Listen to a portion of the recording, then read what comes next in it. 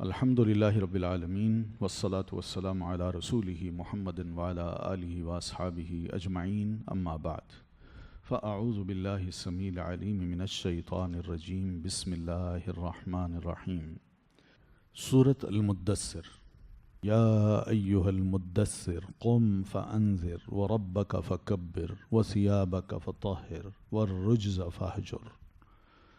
المدثر کس کو کہتے ہیں؟ کپڑا لپیٹنے والے کو، یعنی جو تیاری کر رہا ہے کہ میں لیٹ جاؤں اور کپڑا لپیٹ کے سو جاؤں، اور جو کپڑا لپیٹ کے لیٹ جاتا ہے، اس نے کپڑا اپنے اوپر لپیٹ لیا ہے، اس کو کہتے ہیں مزمل۔ ٹھیک ہے، تو اس لیے ہم نے مزمل کا کیا مطلب کیا تھا؟ اے کپڑا لپیٹ کر سونے والے، یا کپڑا لپٹنے والے، اور یہاں ہے لپیٹنے والے۔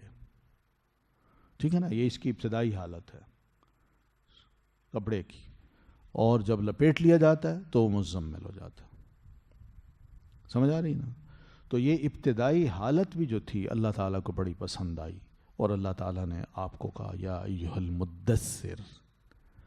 تو نبی علیہ الصلوۃ والتسلیم کے ناموں میں ایک نام المزمل بھی ہے اور دوسرا المدثر بھی ہے۔ قرآن مجید نے یہ نام دیا آپ کو۔ تو اے کپڑا لپیٹنے والے،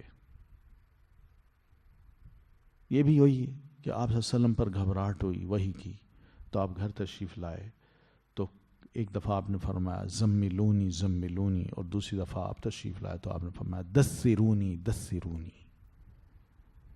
ٹھیک ہے نا؟ تو آپ لپیٹنے والے ہی تھے کہ آپ کو یہ کہا گیا کہ قم فانذر۔ تو نبی علیہ الصلوۃ والتسلیم کو ایک رہنمائی اللہ تعالیٰ کی طرف سے کی گئی کہ اللہ کے رسول، اب وہی اترنے کے بعد، اب جہاں آپ نے غار چھوڑی ہے، غار ثور، اب یہ وقت بھی نہیں ہے کہ انسان اب سو جائے گھبراہٹ سے یا پریشانی سے، نہیں۔ آپ کو ایک قول ثقیل دیا گیا ہے، قرآن مجید دیا گیا ہے، آپ اب تھوڑا سا چند باتیں ہیں، ان کو آپ کیا کریں؟ اپنی زندگی کا ایک نسخہ بنا لیں۔ وہ یہ ہے کہ آپ نے اب اس پیغام کو لوگوں تک پہنچانا ہے، اور پہنچاتے دوران تکلیف آئے گی، تو آپ کی زندگی ایک صبر کی زندگی ہونی چاہیے، اور مسلسل اس کو پہنچانا ہے تو آپ کی زندگی ایک جہاد کی زندگی ہونی چاہیے۔ آپ نے ہر ایک کو اس قرآن کی طرف دعوت دینی ہے، تو آپ کی یہ دعوت بھی آخری دم تک ہونی چاہیے، اور ہر ایک کے لیے ہونی چاہیے۔ تو مکہ میں یہ صورت نازل ہوئی، تو سب سے پہلا حکم اللہ تعالیٰ نے نبی علیہ السلام کو یہ دیا، قم، بس اب لیٹنا چھوڑیے، کپڑا لپیٹ کے سونے کا خیال چھوڑ دیجیے، اب کھڑے ہو جائیے۔ کس کے لیے کھڑے ہوئیے؟ فانذر، پھر ڈرائیے، یعنی لوگوں کے سامنے آئیے، قرآن مجید پڑھ پڑھ کے سنائیں، آپ ان کو ڈرائیں، وارن کریں کہ اللہ تعالیٰ یہ فرماتا ہے، یہ اللہ کا کلام ہے، اس نے بتا دیا ہے کہ یہ دنیا اور اللہ تعالیٰ سے بے رغبتی، اللہ تعالیٰ کا انکار، اس کی عبادت نہ کرنا، اس کے ساتھ شرک کرنا، اس سے نہ ڈرنا، اس کی نافرمانیاں کرنا، یہ سب ایسی چیزیں ہیں جو تمہیں وارن کر رہا ہوں، اگر تم یہ کرتے رہے تو تمہارا انجام اچھا نہیں ہوگا۔ قم فانذر۔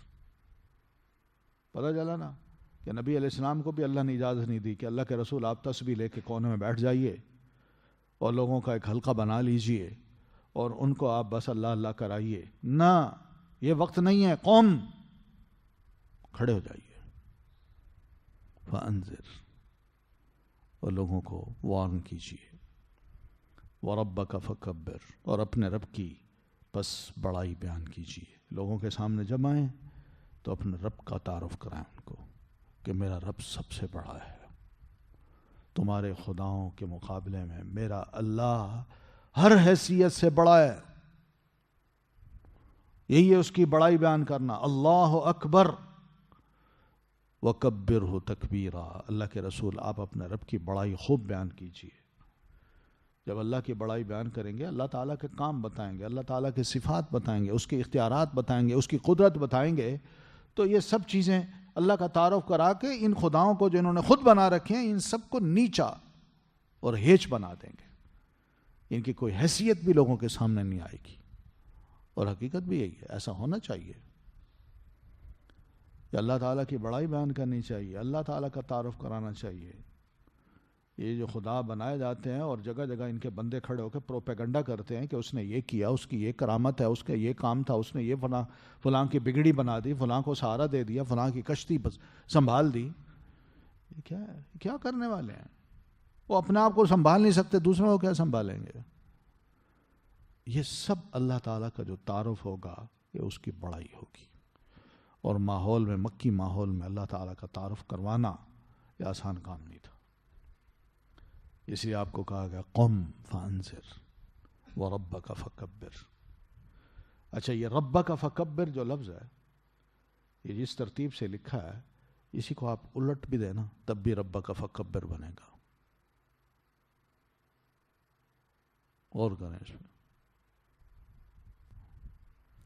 وربک فکبر وثیابک فطہر، اور اپنے کپڑے بس طاہر پاک کیجیے۔ کیا مطلب؟ یعنی اپنے آپ کو بھی جہاں صاف ستھرا رکھنا ہے، وہاں آپ کے تن بدن پر بھی جو کپڑے ہیں وہ بھی صاف ستھرے اور پاک ہونے چاہیے۔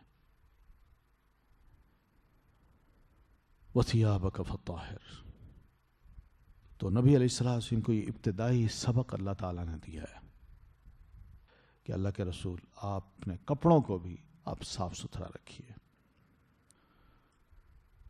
والرجز فاہجر، اور گندگی کو آپ چھوڑ دیجیے۔ رجز سے کیا مراد ہے؟ کچھ تو علماء نے اس کا معنی لکھا ہے، اس سے مراد بت ہیں۔ بت گندگی ہے، کوئی اچھی چیز نہیں ہے۔ اور واقعی یہ بات، آپ بتوں کے آستانے پہ جائیں نا تو وہاں آپ کو گندگی ہی نظر آئے گی، صفائی نظر نہیں آئے گی۔ اسمیل محسوس کریں گے آپ، خاص قسم کی بدبو۔ اس لیے ابھی انسانوں نے کیا کیا کہ اپنی دیویاں، اپنے خداؤں کو نا وہ الماریوں میں شیشے لگا کے اس کے اندر بند کر دیا تاکہ لوگ اس کو چھوئیں نہ، اس کا رنگ خراب نہ ہو، اس کا لباس میلا نہ ہو، اور بس چھوئیں نا، باہر سے دیکھیں، اوپر سے ہم لائٹ پھینکیں اس بت پر اور بڑی خوبصورت دیوی، خوبصورت بت نظر آئے، اور یہ اتنا بڑا بنا دیں کہ بندے کا قد بھی وہاں نہ پہنچے، اور پھر وہ اس کی ہیبت سے مرعوب ہو جائے، آپ یہ خدا ہے۔ تو یہ سب گندگی ہیں، گندگیاں۔ ان گندگیوں سے بھی کیا کیے؟ فہجر، بس آپ چھوڑ دیجئے ان کو۔ تو بتوں کی عبادت ہو، اور پھر اسی طرح گندگی سے مراد اللہ کی نافرمانی بھی ہے۔ کہتے ہیں نا گندا کام ہے، یہ برا کام ہے جو آپ نے کیا، تو یہ کیا ہے؟ یہ بھی رجس ہے، تو اس کو بھی آپ نے چھوڑنا ہے۔ یعنی ایک مسلمان کو زیب نہیں دیتا کہ ادھر مسلمان اور اس کے اندر گندگی ہو، یعنی بت پرستی ہو، گندی جگہوں پہ جاتا ہو اور وہاں سجدے مارتا ہو، یا پھر گندگی سے مراد اللہ کی نافرمانیاں کرتا اور ادھر کہ جی میں مسلمان ہوں۔ نہ، آپ کو اس کو بھی چھوڑنا پڑے گا۔ وَلَا تَمْنُن تَسْتَكْثِرْ، اور نہ آپ احسان کیجئے کہ آپ زیادہ حاصل کر سکیں۔ یعنی آپ کسی کو کوئی اگر گفٹ دینا چاہیں، عطیہ دینا چاہیں، تو اس نیت سے نہ دیجئے کہ میں یہ جو دے رہا ہوں کل کو اس نے مجھے اس سے بھی زیادہ بہتر گفٹ دیں۔ سمجھ آ رہی ہے نا؟ یعنی ایک تو احسان کیا، اور نیت کیا ہے کہ آج میں اس کو 500 روپے دے رہا ہوں تو یہ کل کو میرے بیٹے کی شادی پر 1000 روپے دے گا۔ یہ ہوتا ہے ہماری اپنی آپس کی جو وزٹس ہیں، اس میں نیتیں ہی ہوتی ہیں۔ اللہ بچائے ایسی نیتوں سے۔ انسان جاتا ہے کسی کو وزٹ کرنے تو کیا کرتا ہے، کوئی ایک جوڑا لے لیا، اس کو دے دیا جا کے، اور توقع یہ کی کہ جب یہ میرے پاس آئے گا تو اب میرے پاس مجھے بھی آ کے اس نے اس سے اچھا جوڑا مجھے دینا ہے۔ شادی پہ گیا، ایک لفافہ جیب میں ڈال لیا، اس کے ہاتھ میں پکڑا دیا 5,000 کا نوٹ اور نام بھی لکھ دیا. یہ بھی کبھی نام نہ لکھیں, چل بھائی ٹھیک ہے یہ لو, کیا ضرورت ہے نام لکھنے, لیکن نام بھی لکھتے ہیں فلاں کی طرف سے, یہ دے دیا. اور یہ ہے تمنن. اللہ فرماتے ہیں یہ احسان نہ جتاؤ پہلے تو, اور اگر احسان جتانا ہے تو اس لیے نہ کہ تستکثر, کہ اس سے زیادہ تمہیں ملے گا. مزاج ہوتا ہے ہمارا, میں نے 5 دیا تو یہ 10 دے گا. میں نے اس کی بیٹے کی شادی پہ اس کو ٹویوٹا کرولا کار دی تھی تو اس نے میرے بیٹے کی شادی پہ مرسیڈیز دینی ہے. اور یہ کیا ہے یار نیت ہے؟ خدا کا خوف کرو یار, اللہ کے لیے دیجیے, اللہ کے لیے, اس نیت سے نہ دیجیے, ثواب ہی سارا ضائع ہو جاتا ہے. تو یہ انسانی مزاج ہے نا, تو نبی علیہ الصلوۃ والتسلیم کو بھی سمجھا دیا کہ اللہ کے رسول آپ اپنے ہر عمل کو بس اللہ کے لیے کیجیے, مت سوچئے کہ میں کسی پر احسان کر رہا ہوں, یا میں آج اس سے سلوک کرتا ہوں تو یہ میرا مخالف ہے, میں اس سے اچھا سلوک کر لوں تو کل کو یہ میرے ساتھ کم از کم تھوڑا سا خیال تو کرے گا, لحاظ تو کرے گا. نہ, جو کرنا ہے اللہ کے لیے کیجیے, بس یہ دھیان کرنا ہے. وَلِرَبِّكَ فَاصْبِرْ, اور اپنے رب کے لیے بس صبر کیجیے. یہ بھی دھیان کیجیے کہ اللہ کی راہ میں آپ نکلے ہیں, اس کے دین کی دعوت لوگوں کو دے رہے ہیں, اور اس راہ میں آپ کو تکلیفیں آ رہی ہیں تو اپنے رب کے لیے اس تکلیف کو برداشت کیجیے, اپنی ذات کے لیے نہیں. میں تو رب کے لیے نکلا, اللہ کی راہ میں نکلتے ہوئے مجھے اگر یہ تکلیف آئی ہے تو ٹھیک ہے, میں برداشت کرتا ہوں, صبر کرتا ہوں, کیونکہ میں نے اللہ سے سودا کیا ہوا ہے نا. تو اللہ تعالیٰ اگر اس کا حکم دیتا ہے اور میں اس بجا لا رہا ہوں, اور اس راہ میں مگر مجھے کوئی تکلیف برداشت کرنا پڑتی ہے, لوگوں کی گالیاں سہنا پڑتی ہیں, ان کے الزام, ان کا مذاق, سب کچھ سہنا پڑتا ہے, تو کوئی بات نہیں, میں سب کچھ برداشت کروں, لیکن کس کے لیے؟ اللہ کے لیے, اپنی ذات کے لیے نہیں. دیکھیے نیتوں کو کس طرح ٹھیک کیا جا رہا ہے. ایک بندہ نیکی کے کام کے لیے آگے بڑھ رہا ہے تو ایک ایک لمحے پر اس کی نیت اگر خراب ہو سکتی ہے تو اس کی اصلاح کا طریقہ اللہ نے کیا بتایا.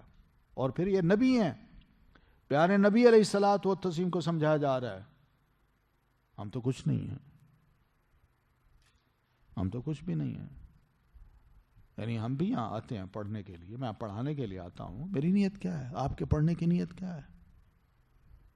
کو میں احسان جتا رہا ہوں؟ اگر میں احسان جتاتا ہوں تو بہتر ہے. اللہ تعالیٰ فرماتے ہیں لا تمنن,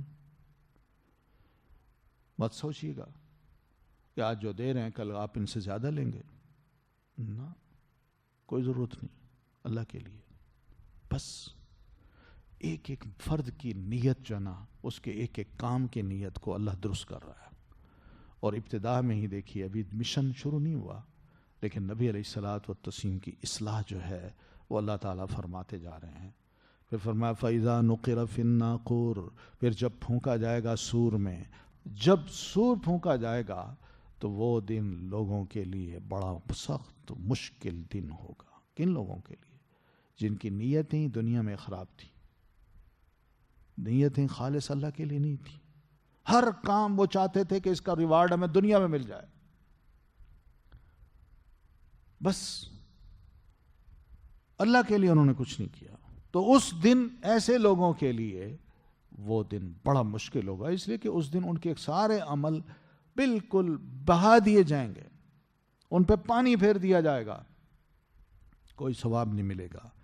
اس لیے کہ اللہ نیتوں کو جانتا ہے.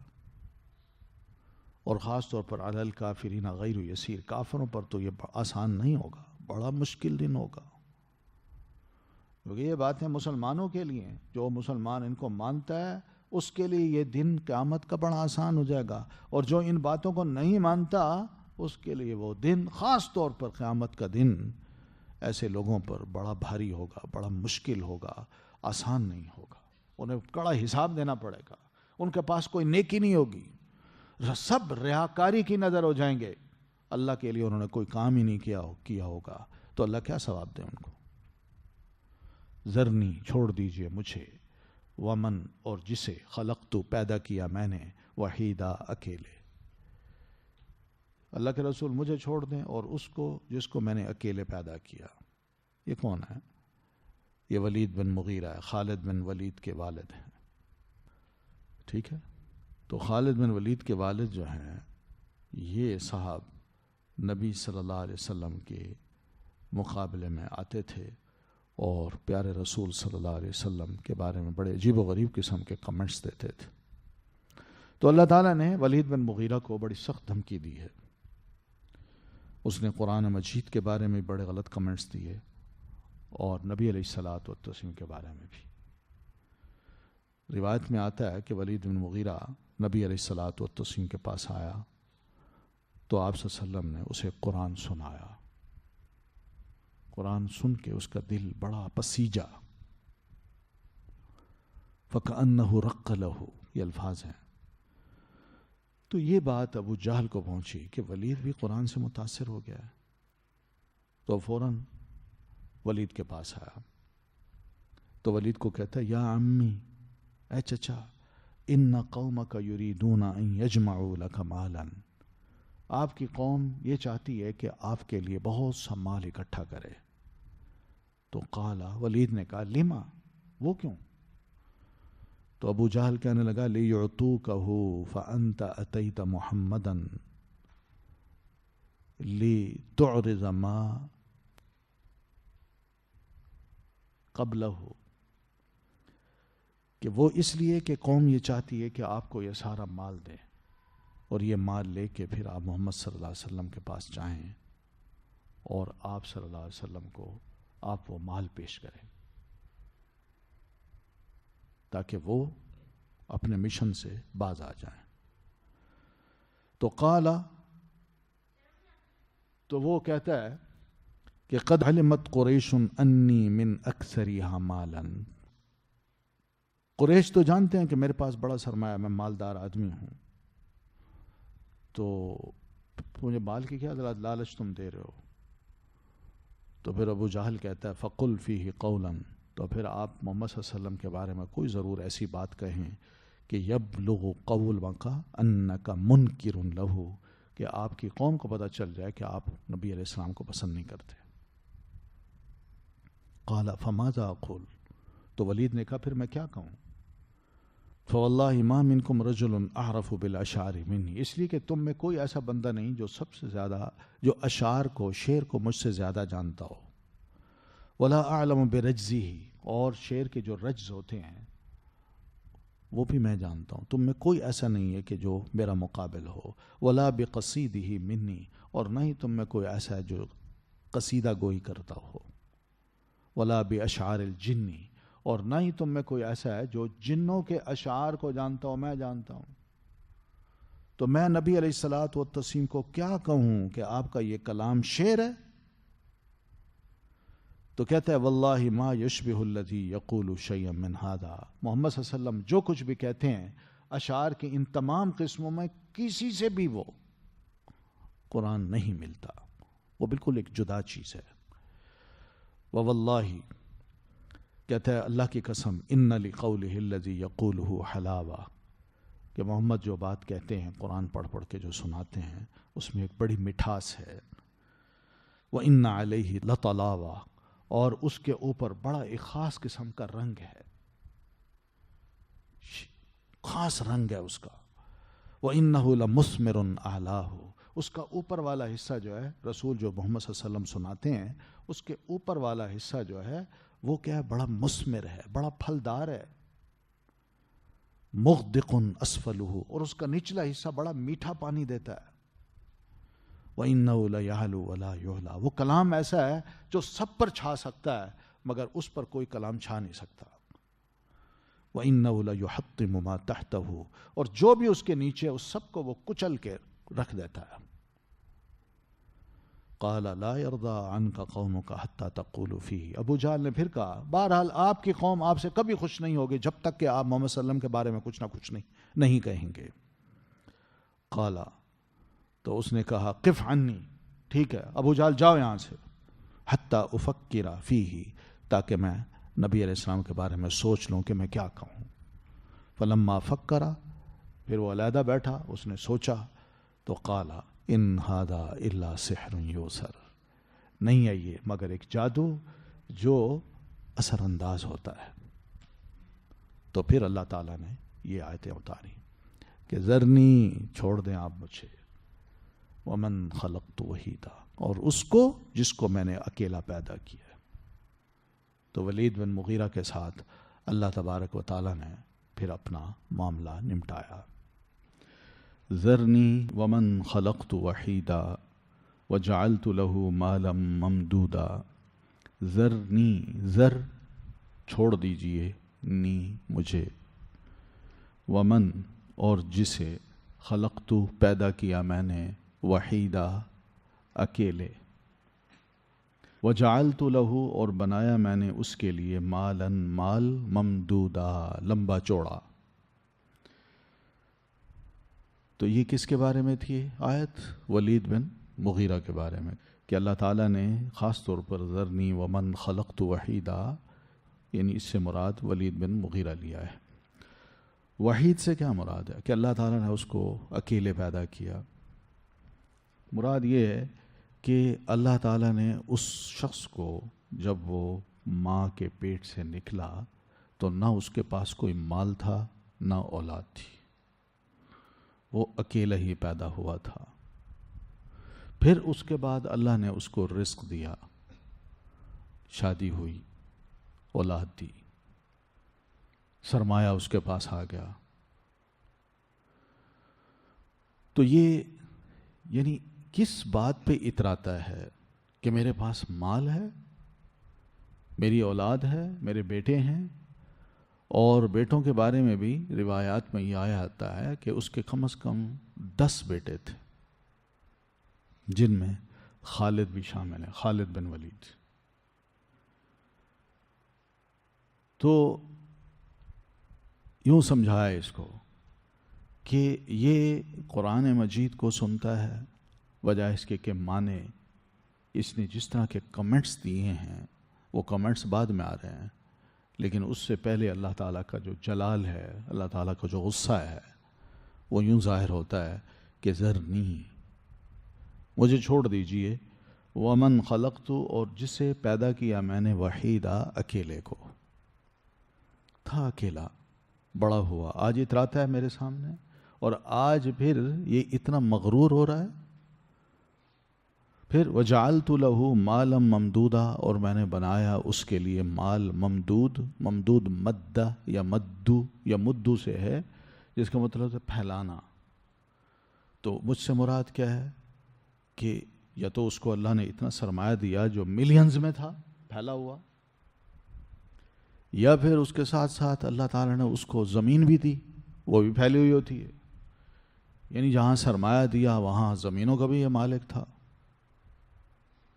وجعلت له مالا ممدودا وبنینا شہودا، اور بیٹے عطا کیے اس کو، شہودا حاضر رہنے والے. 10 بیٹے جو تھے وہ ہر وقت اس کے سامنے موجود ہوتے تھے، خدمت کرتے تھے، اس کے فرما بردار تھے. تو اس قدر میں نے اس کو وسیع روزی دی، عزت دی، احترام دیا اس کے والد اولاد کے ذریعے سے، اور جو اس کی لائف تھی وہ بڑی آسان کر دی کہ اس کو کسی قسم کی نہ اولاد کی طرف سے پریشانی ہو اور نہ مال کی طرف سے پریشانی ہو. وَمَهَّدتُّ لَهُ تَمْهِيدًا، اور میں نے تیار کیا، پھیلایا اس کے لیے پھیلانا، یعنی خوب مال اولاد اس کو عطا کی ہے، زندگی کی ہر آسائش اس کو فراہم کر دی ہے. ثم یطمع، پھر وہ طمع کرتا ہے یا طمع رکھتا ہے، ان ازید، کہ میں زیادہ دوں. یعنی مزید اس کے اندر یہ ہے لالچ یا حسرت کہ مال اور اولاد میں اور سرمایے میں یہ امیر ترین انسان بن جائے اور اپنی کثرت اولاد پر دوسروں پر فخر محسوس کرے. یہ اس کے اندر خواہش ہے. تو دیتا رہا ہوں، میں اس کو دیتا رہا ہوں. یہ سب کچھ اس مقام پہ اگر میں نے پہنچایا ہے تو یہ اس کی اپنی صلاحیت نہیں ہے، یہ میری مہربانی ہے. اب یہ کہتا ہے کہ قرآن مجید اس طرح کی کتاب ہے تو اللہ فرماتے ہیں کلا، ہرگز نہیں، یہ جو بھی مجھ سے امیدیں اب رکھتا ہے اب یہ اس کی خواہشات میں پوری نہیں کروں گا. کیوں؟ انہو کان لآیاتنا عنیدا، بے شک وہ ہماری آیات سے عنید کہتے ہیں سخت عناد رکھنے والا، سخت نفرت رکھنے والا. یعنی ہماری آیات قرآن کی یہ سنتا ہے، کہتا بھی ہے کہ اس جیسا کلام نہ کسی شاعر کا ہے، نہ کسی کاہن کا ہے، نہ جادوگر کا ہے. واقعی اس کے اندر بڑی تراوت ہے اور اس کے اندر بڑا اثر ہے جو دل اور دماغ کو متاثر بھی کرتا ہے، اور اس کے ساتھ ساتھ بندہ اس کا اثر لیے بغیر اس سے پیچھے نہیں ہٹ سکتا. اس کلام کی عظمت کو دل سے وہ جاننے لگتا ہے. لیکن اس نے کیا کیا کہ اس سب کچھ کے باوجود ابو جہل کے کہنے پہ قرآن مجید کے بارے میں اور رسول اللہ کے بارے میں عجیب و غریب کمنٹس دے دیے. تو یہ ہے اس کا عناد جو اس نے ظاہر کیا تھا. اللہ فرماتے ہیں سأرہقہ، ان قریب یا ضرور، ارہق میں چڑھاؤں گا، رہق کہتے ہیں اونچے چڑھنے کو، تو میں چڑھاؤں گا اسے صعودا، کٹھن چڑھائی پر. یعنی ایسی چڑھائی ہے جس پہ چڑھنا آسان نہیں، بہت ہی مشکل ہوگا. قرآن مجید میں یہ تو فرما دیا گیا کہ میں اس کو چڑھاؤں گا کٹھن چڑھائی، مگر صعود کیا ہے؟ علماء یہ لکھتے ہیں کہ یہ جہنم کا ایک پہاڑ ہے. اللہ تعالیٰ نے اس کو جہنم میں ڈالنا ہے اور وہ چاہے گا کہ میں کسی طرح اس سے نکلوں. تو نکلنے کے لیے اس کے سامنے راستہ جو اوپر چڑھنے کا ہوگا وہ اسی پہاڑ کا ہوگا. وہ اسی پہاڑ پہ بڑی مشکل سے چڑھتے چڑھتے جب بالکل قریب آئے گا تو وہیں سے پھسل کے پھر نیچے جائے گا. بس اسی طرح یہ اترتا چڑھتا رہے گا، اترتا چڑھتا رہے گا. یہ اس کا معاملہ ہے. چڑھنا، تھکنا، پھر پھسل کے نیچے گرنا، یہ کم عذاب ہے، اور وہ بھی آگ کے اندر. یعنی جس طرح یہ دنیا میں رہتے ہوئے اللہ نے اس کو اتنا اونچا مقام دیا، اولاد دی، سرمایہ دیا اور دماغ بھی دیا، لیکن یہ چڑھتے چڑھتے جب بالکل پیک پہ پہنچ گیا تھا تو ابو جہل کے کہنے پھر ضرور اس نے کوئی کمنٹس دینے تھے قرآن مجید کے بارے میں. تو اس نے جس طرح اپنا معاملہ کیا دنیا میں، ویسی اس کو سزا ہم آخرت میں دیں گے. انہو فکر وقدر، یقیناً وہ ہوگا مطلب یعنی اس نے فکرا، اس نے سوچا، وقدرا اور اس نے اندازہ کیا. یعنی نبی علیہ الصلاۃ والتسلیم کی شان کے بارے میں سوچا کہ نبی کی واقعی کوئی اہمیت ہے، آپ کی شخصیت بڑی متاثر کرنے والی ہے، آپ کا ماضی ہمارے سامنے ہے، آپ کسی کے پاس پڑھنے لکھنے نہیں گئے، آپ نہ جادو جانتے ہیں، نہ کہانت جانتے ہیں، نہ شعر پڑھنا جانتے ہیں، کہنا بھی نہیں جانتے. تو نبی علیہ الصلاۃ والتسلیم کی حالت کے بارے میں بھی اس نے سوچا کہ اس کا کلام نہیں ہے، مراد یہ کہ یہ اتنا کوئی نہ شاعر، نہ کاہن، نہ جادوگر، تو پھر یہ ہم میں سے اتنا خوبصورت کلام کیسے کہہ سکتا ہے؟ تو اس نے یہ سوچا نبی علیہ السلام کے بارے میں بھی، اور اسی طرح فکر سے مراد قرآن کے بارے میں بھی اس نے سوچا کہ یہ قرآن کیا ہے جو خود دعویٰ کرتا ہے کہ میں شاعری کو بھی اچھی طرح جانتا ہوں اور اس کے رموز کو بھی جانتا ہوں، جادو کو بھی جانتا ہوں اور اس کے رموز کو بھی جانتا ہوں، کہانت کو بھی جانتا ہوں، اس کے رموز کو بھی جانتا ہوں. تو یہ قرآن مجید کا ان سے کسی قسم کا تعلق ہی نہیں ہے، دور کا بھی. تو اس نے یہ سب کچھ سوچا، وقدر، اور پھر اس نے اندازہ کیا. اب اندازہ ابو جہل کے کہنے پہ کیا کہ میں اب کمنٹس دوں تو کیا دوں، کہوں تو کیا کہوں، اور بڑی خوبصورت بات کہوں کہ جس سے میری بات بھی بن جائے اور ابو جہل اور اس قماش کے جو لوگ ہیں وہ خوش بھی ہو جائیں.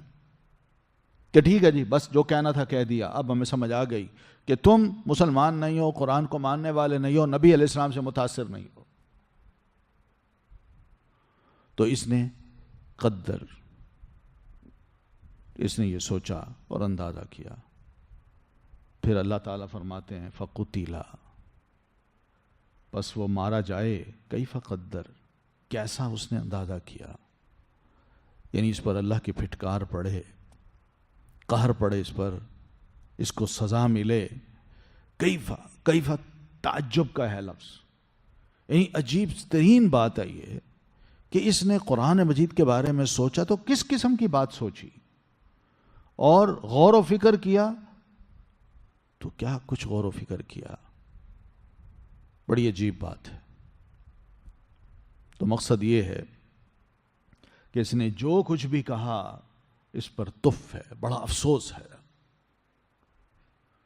ثم قتل کیف قدر، پھر قتل وہ مارا جائے، کیف قدر کیسا اس نے اندازہ کیا. تو یہ ثم قتل، یہ جو لفظ ہیں آپ دیکھیں پہلے بھی کہا فقتل ثم قتل، ٹھیک ہے نا. تو مراد یہ ایک پھٹکار کے بعد دوسری پھٹکار اس پر پڑے. کوئی سزا جب کسی کو ملتی ہے نا تو ایک لگتی ہے نا، پھر اس کے بعد جب دوسری لگاتے ہیں نا وہ ذرا اور تیز ہوتی ہے. تو یہی چیز ہے، ایک پھٹکار کے بعد، ایک لعنت کے بعد، ایک سزا کے بعد اور اس کو سزا ملے. ایک قتل کے بعد پھر زندہ ہو، پھر اس کو قتل کر دیا جائے، اس کے ساتھ ایسا معاملہ ہو. کیف قدر.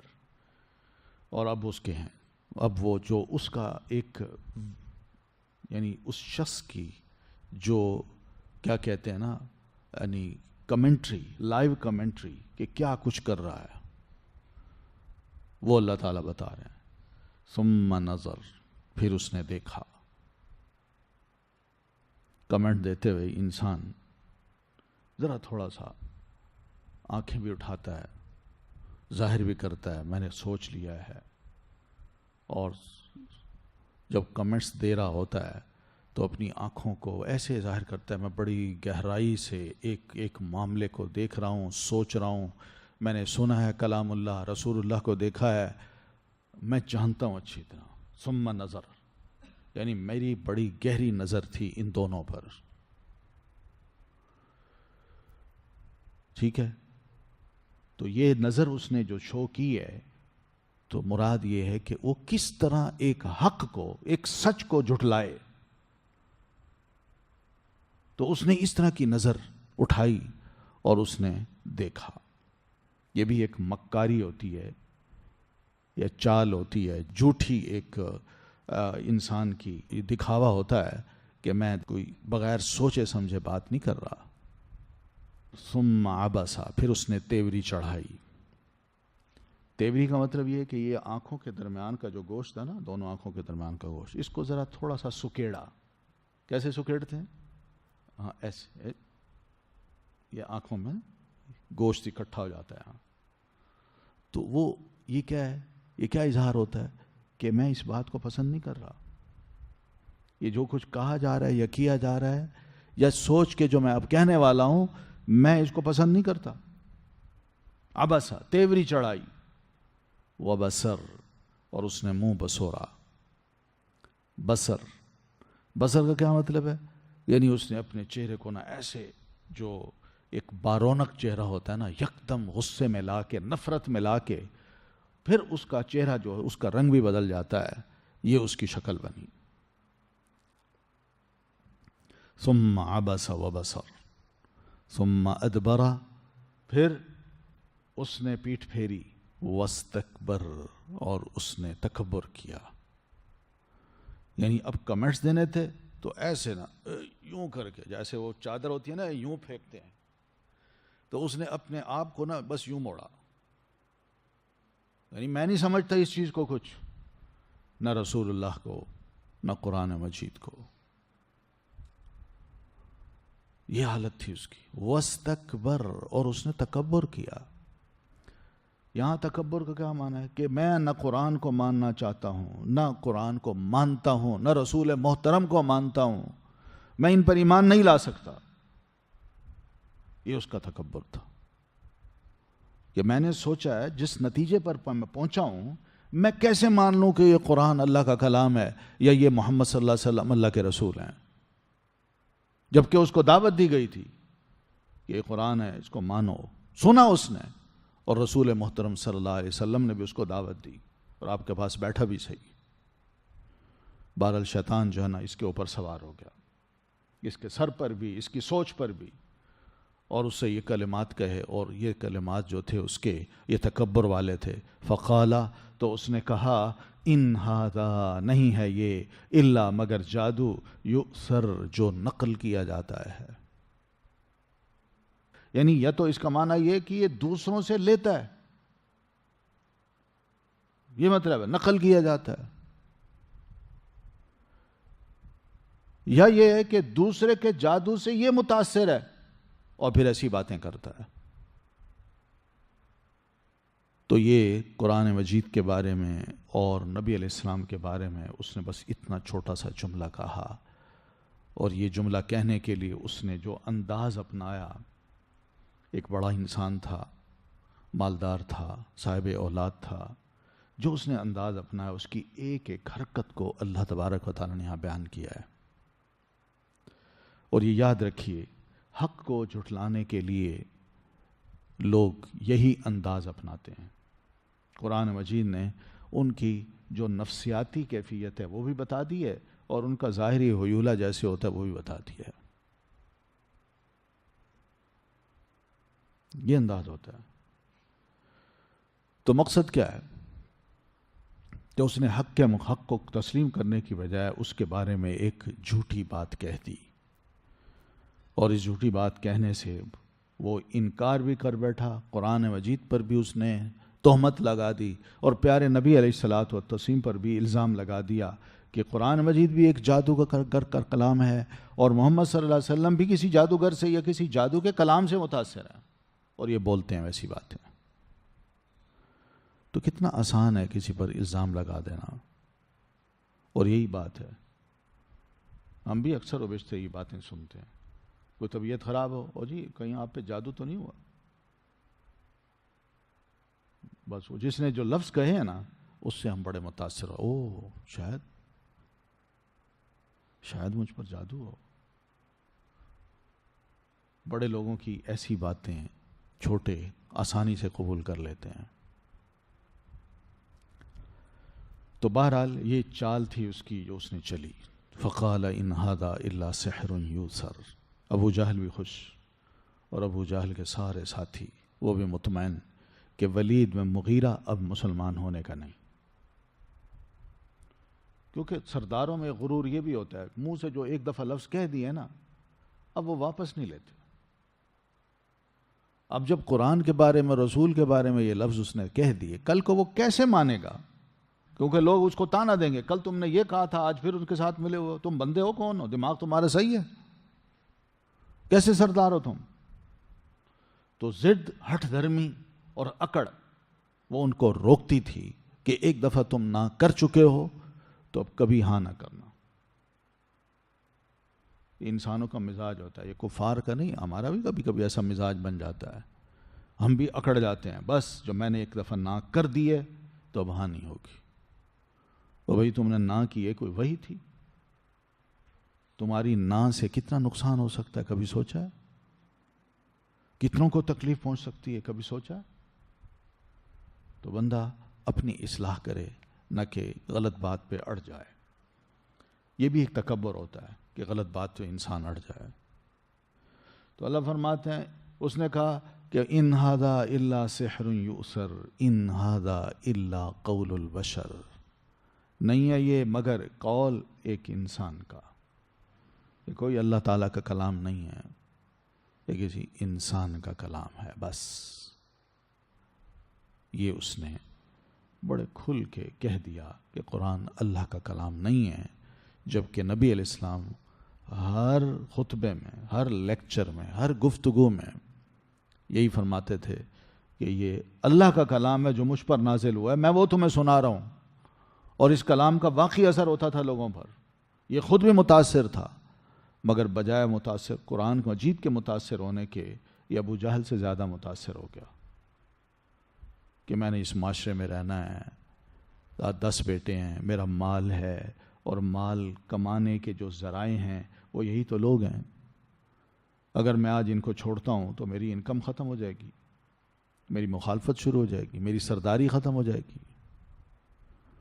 تو اس لیے وقت کے ساتھ ساتھ لوگوں کے ساتھ ساتھ چلنے کی جو پالیسی ہے یہ اس نے بنا کے اس طرح کے کمنٹس دے دیے. تو اللہ فرماتا ہے کوئی بات نہیں، سأصلیہ سقر، ضرور، اسلی، میں جلاؤں گا اسے، سقر دوزخ میں. سقر یہ عربی کا لفظ ہے، اس کا جہنم کا نام اسے رکھا گیا ہے کہ عربی میں کہتے ہیں سقرت الشمس، اس کو سورج نے پگھلا کے رکھ دیا. اتنی گرمی ہے، اتنی گرمی میں یہ بندہ آیا کہ اس کی جلد جو تھی، سکن جو تھی، یا چہرے کی جلد جو تھی، وہ بھی لگتا تھا کہ بس اس کو نا دھوپ نے جلا دیا ہے. یعنی انسان جیسے دھوپ سے آتا ہے نا، سخت گرمی میں دھوپ سے آتا ہے تو وہ یہی فیل کرتا ہے کہ میرا چہرہ جو ہے نا لال سرخ ہو رہا ہوتا ہے. اور لال سرخ ہونے کے ساتھ ساتھ اگر کوئی لمبا سفر کیا ہوا ہو تو وہ چہرہ گرمی کی وجہ سے، دھوپ کی وجہ سے کالا بھی پڑ جاتا ہے. تو یہ اس کی حالت. اللہ فرماتے ہیں تو اسی سے سقر ہے. سقر کس کو کہتے ہیں؟ پھر جہنم کو. یعنی جہنم میں انسان جب جائے گا تو جہنم کی آگ انسان کے جلد کو جلا کے کالا کر دے گی. اس طرح کی اس کی حالت ہوگی. سأصلیہ سقر وما ادراکا، اور کیا چیز بتائے تجھے، ما سقر، کیا ہے دوزخ. یہ جو وما ادراکا کے جو الفاظ ہیں، جس کا دوسرا مطلب ہے کہ دوزخ کا جو ماحول ہے انتہائی ہولناک ہے. کیونکہ اب اس کو بتایا جائے تو کن الفاظ میں بتایا جائے، زیادہ سے زیادہ انہی الفاظ میں بتایا جائے گا. لیکن اس کے اندر انسان جب جائے گا یا اس کو دیکھ لے گا، اس وقت اس کو پتہ چلے گا کہ واقعی یہ دوزخ اللہ تبارک و تعالیٰ نے بنائی تو ہے، بہت ہی سخت عذاب کی یا آگ کی ایک صورت ہے جو ہم انسانوں کو بھگتنی پڑے گی یا دیکھنی پڑے گی. اس لیے اس کے بارے میں فرمایا لا تبقی ولا تذر، نہ وہ باقی رکھے گی، ولا تذر، اور نہ وہ چھوڑے گی. یعنی جو زندہ جائے گا اس کو بھی وہ جلائے گی، اور اسی طرح جو جائے گا کہ میں مر جاؤں، مرنا چاہے گا، تو آگ اس کو بھی نہیں چھوڑے گی. یعنی ثم لا يموت فیہا ولا یحیا والی بات ہوگی کہ وہ جلیں گے، جلنے کے بعد اللہ تعالیٰ ان کی سکن کو دوبارہ بنا دیں گے، اور اسی طرح جلتے جائیں گے، بنتے جائیں گے، دوبارہ ان کی سکن بنتی جائے گی. کلما نضجت جلودہم بدلناہم جلودا غیرہا لیذوقوا العذاب، کہ جب بھی ان کی سکن جل جائے گی تو اللہ تبارک و تعالیٰ فرماتے ہیں ایک نئی سکن ہم ان کے جسم پہ پیدا کر دیں گے تاکہ یہ مسلسل عذاب میں رہیں. تو لا تبقی ولا تذر، مراد یہ کہ نہ وہ اس میں مرے گا، لا يموت فیہا ولا یحیا، نہ جیے گا. لواحۃ، جھلسا دینے والی ہے، للبشر، بشر کا مطلب ویسے تو ہم نے پڑھا انسان کو، لیکن یہ بشرا جو ہے نا، بشرا ہم اپنی زبان میں بھی کہتے ہیں. بشرا جو ہے یعنی ہماری جو سکن ہے اس کو کہتے ہیں. یہاں بشر سے مراد یہی ہے چمڑا، اوپر کی سکن. لواحۃ، جھلسا دینے والی ہے، جلا دینے والی ہے، للبشر، سکن کو. یہ بھی لواحہ جو ہے یہ بھی عربی زبان میں لوحتہ الشمس، یعنی اس کو سورج کی دھوپ نے جلا کے رکھ دیا، یعنی کالا کر دیا. ٹھیک ہے. تو انسان کا وہ جسم جو ہے، خاص طور پر چہرہ اور یہ جو ہمارے بازو ہیں یا پاؤں ہیں جو جسم میں ظاہر ہوتے ہیں، کپڑے جو پہنتے ہیں تو باقی جو جسم کا حصہ ظاہر ہوتا ہے تو یہ اس کو بھی جلائے گی. اور پھر جہنم کے اپنے کپڑے ہوں گے، وہ الگ ہوں گے. یہ حالت ہوگی. لواحۃ للبشر. پھر فرمایا علیہا 19، اس جہنم پر ہیں 19. 19 9 اور 10 10، 19 بریکٹ میں کیا ہے؟ ملائکہ، فرشتے. یعنی اس جہنم کے جو نگران ہیں وہ 19 فرشتے ہیں. قرآن مجید نے جب 19 تعداد بتائی تو یہ لوگ جو تھے نا اس کا مذاق اڑاتے تھے. 19 فرشتے کیا کریں گے؟ ابو جہل کہنے لگا اور دیکھو 2 کو پکڑ کے فرشتوں کو ہم نمٹ نہیں سکتے، یا 2 بندے ہمارے ہوں 1 فرشتہ ہو، ہم اس کو نمٹ نہیں سکتے. یہ مذاق. اسی طرح ایک اور شخص تھا جس کا نام تھا کلدہ بن اسید. یہ ابو الاشدین کہا جاتا تھا اس کو، ابو الاشدین. تو اس نے قریشیوں کو کیا کہا؟ او میں نے سنا ہے کہ 19 فرشتے ہیں. کہنے لگا 2 فرشتوں کو تم سارے قریشی قابو کر لو اور باقی 17 سے میں نمٹ لوں گا. وجہ کیا تھی؟ اپنے اوپر بڑا وہ اپنی جان کو، اپنی صحت کو، اپنے قد کاٹ کو دیکھ کے نا وہ بڑا خوش ہوتا تھا کہ میں ایسا بہادر انسان ہوں، طاقتور ہوں کہ میرا شاید کوئی مقابلہ کر سکے. اور کہتے بھی یہی ہیں کہ واقعی وہ اتنا بڑے وجود کا اور بھاری جسم کا مالک تھا کہ ایک گائے کی کھال جو تھی وہ زمین پہ بچھا دی جاتی تھی اور یہ اپنے دونوں پاؤں اس کے اوپر رکھتا اور پھر بہت سے لوگ ارد گرد سے اس کھال کو پکڑ کے کھینچتے تھے کہ اس کے پاؤں سے کس طرح ہم نکال لیں. کھال پھٹ جاتی تھی مگر اس کے پاؤں نہیں ہلتے تھے، اور اس کے پاؤں کے تلے وہ کھال جو کا حصہ ہے وہ ویسا ہی پڑا ہوا ہے.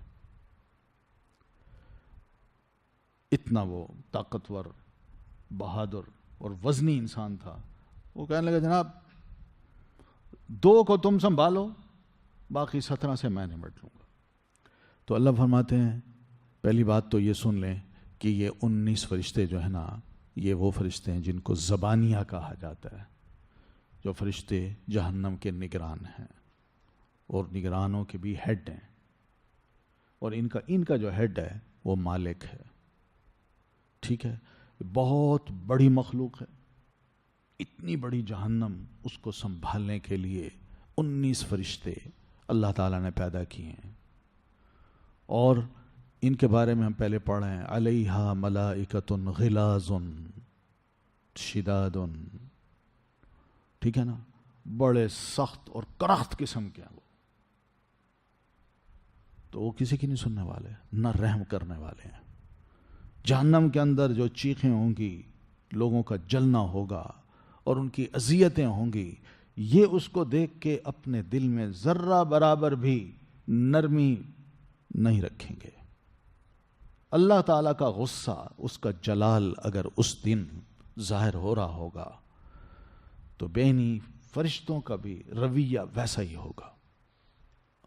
ٹھیک ہے نا، ہر معاملے میں اللہ تعالیٰ آگے ہے، مخلوق نہیں ہے. اگر مجھے غیرت آتی ہے تو اللہ کو مجھ سے زیادہ غیرت آتی ہے. ٹھیک ہے نا، تو بہنی اسی طرح اگر مجھے کسی پر ترس آتا ہے تو اللہ کو مجھ سے زیادہ ترس آتا ہے کسی پر. تو اس لیے وہاں معاملہ اس کا نہیں ہے، وہاں اطاعت کا معاملہ ہے کہ فرشتے ہیں کیسے. علیہا 19 بڑی عظیم مخلوق ہے فرشتوں کی. ایک ایک فرشتہ بہت بڑا فرشتہ ہے اور اس کا مزاج جو ہے وہ بڑا سخت اور کرخت مزاج کا بندہ ہے، مخلوق ہے وہ. تو یہاں پر پھٹکار پڑ رہی ہوگی ان 19 فرشتوں کی بھی، اور ان کی سننے والا کوئی نہیں ہوگا. پہلے ہم نے پڑھا ہے کہ وہ کیا کہیں گے، یا مالک لیقضی علینا ربک، تیرا رب ہم پر فیصلہ کر ہی دے، یعنی ہمیں موت دے دے. 500 سال تک جہنم میں جلتے جلتے وہ یہ کہتے رہیں گے اور مالک یہ سنتا جائے گا، کچھ نہیں بولے گا، ترس نہیں کھائے گا، ان کی طرف دیکھے گا ہی نہیں. اور پھر 500 سال جلنے کے بعد وہ بولے گا بھائی صحیح تو اتنا کہے گا انکم ماکثون، تم نے ہی رہنا ہے، بس کوئی اور بات نہ کرو مجھ سے۔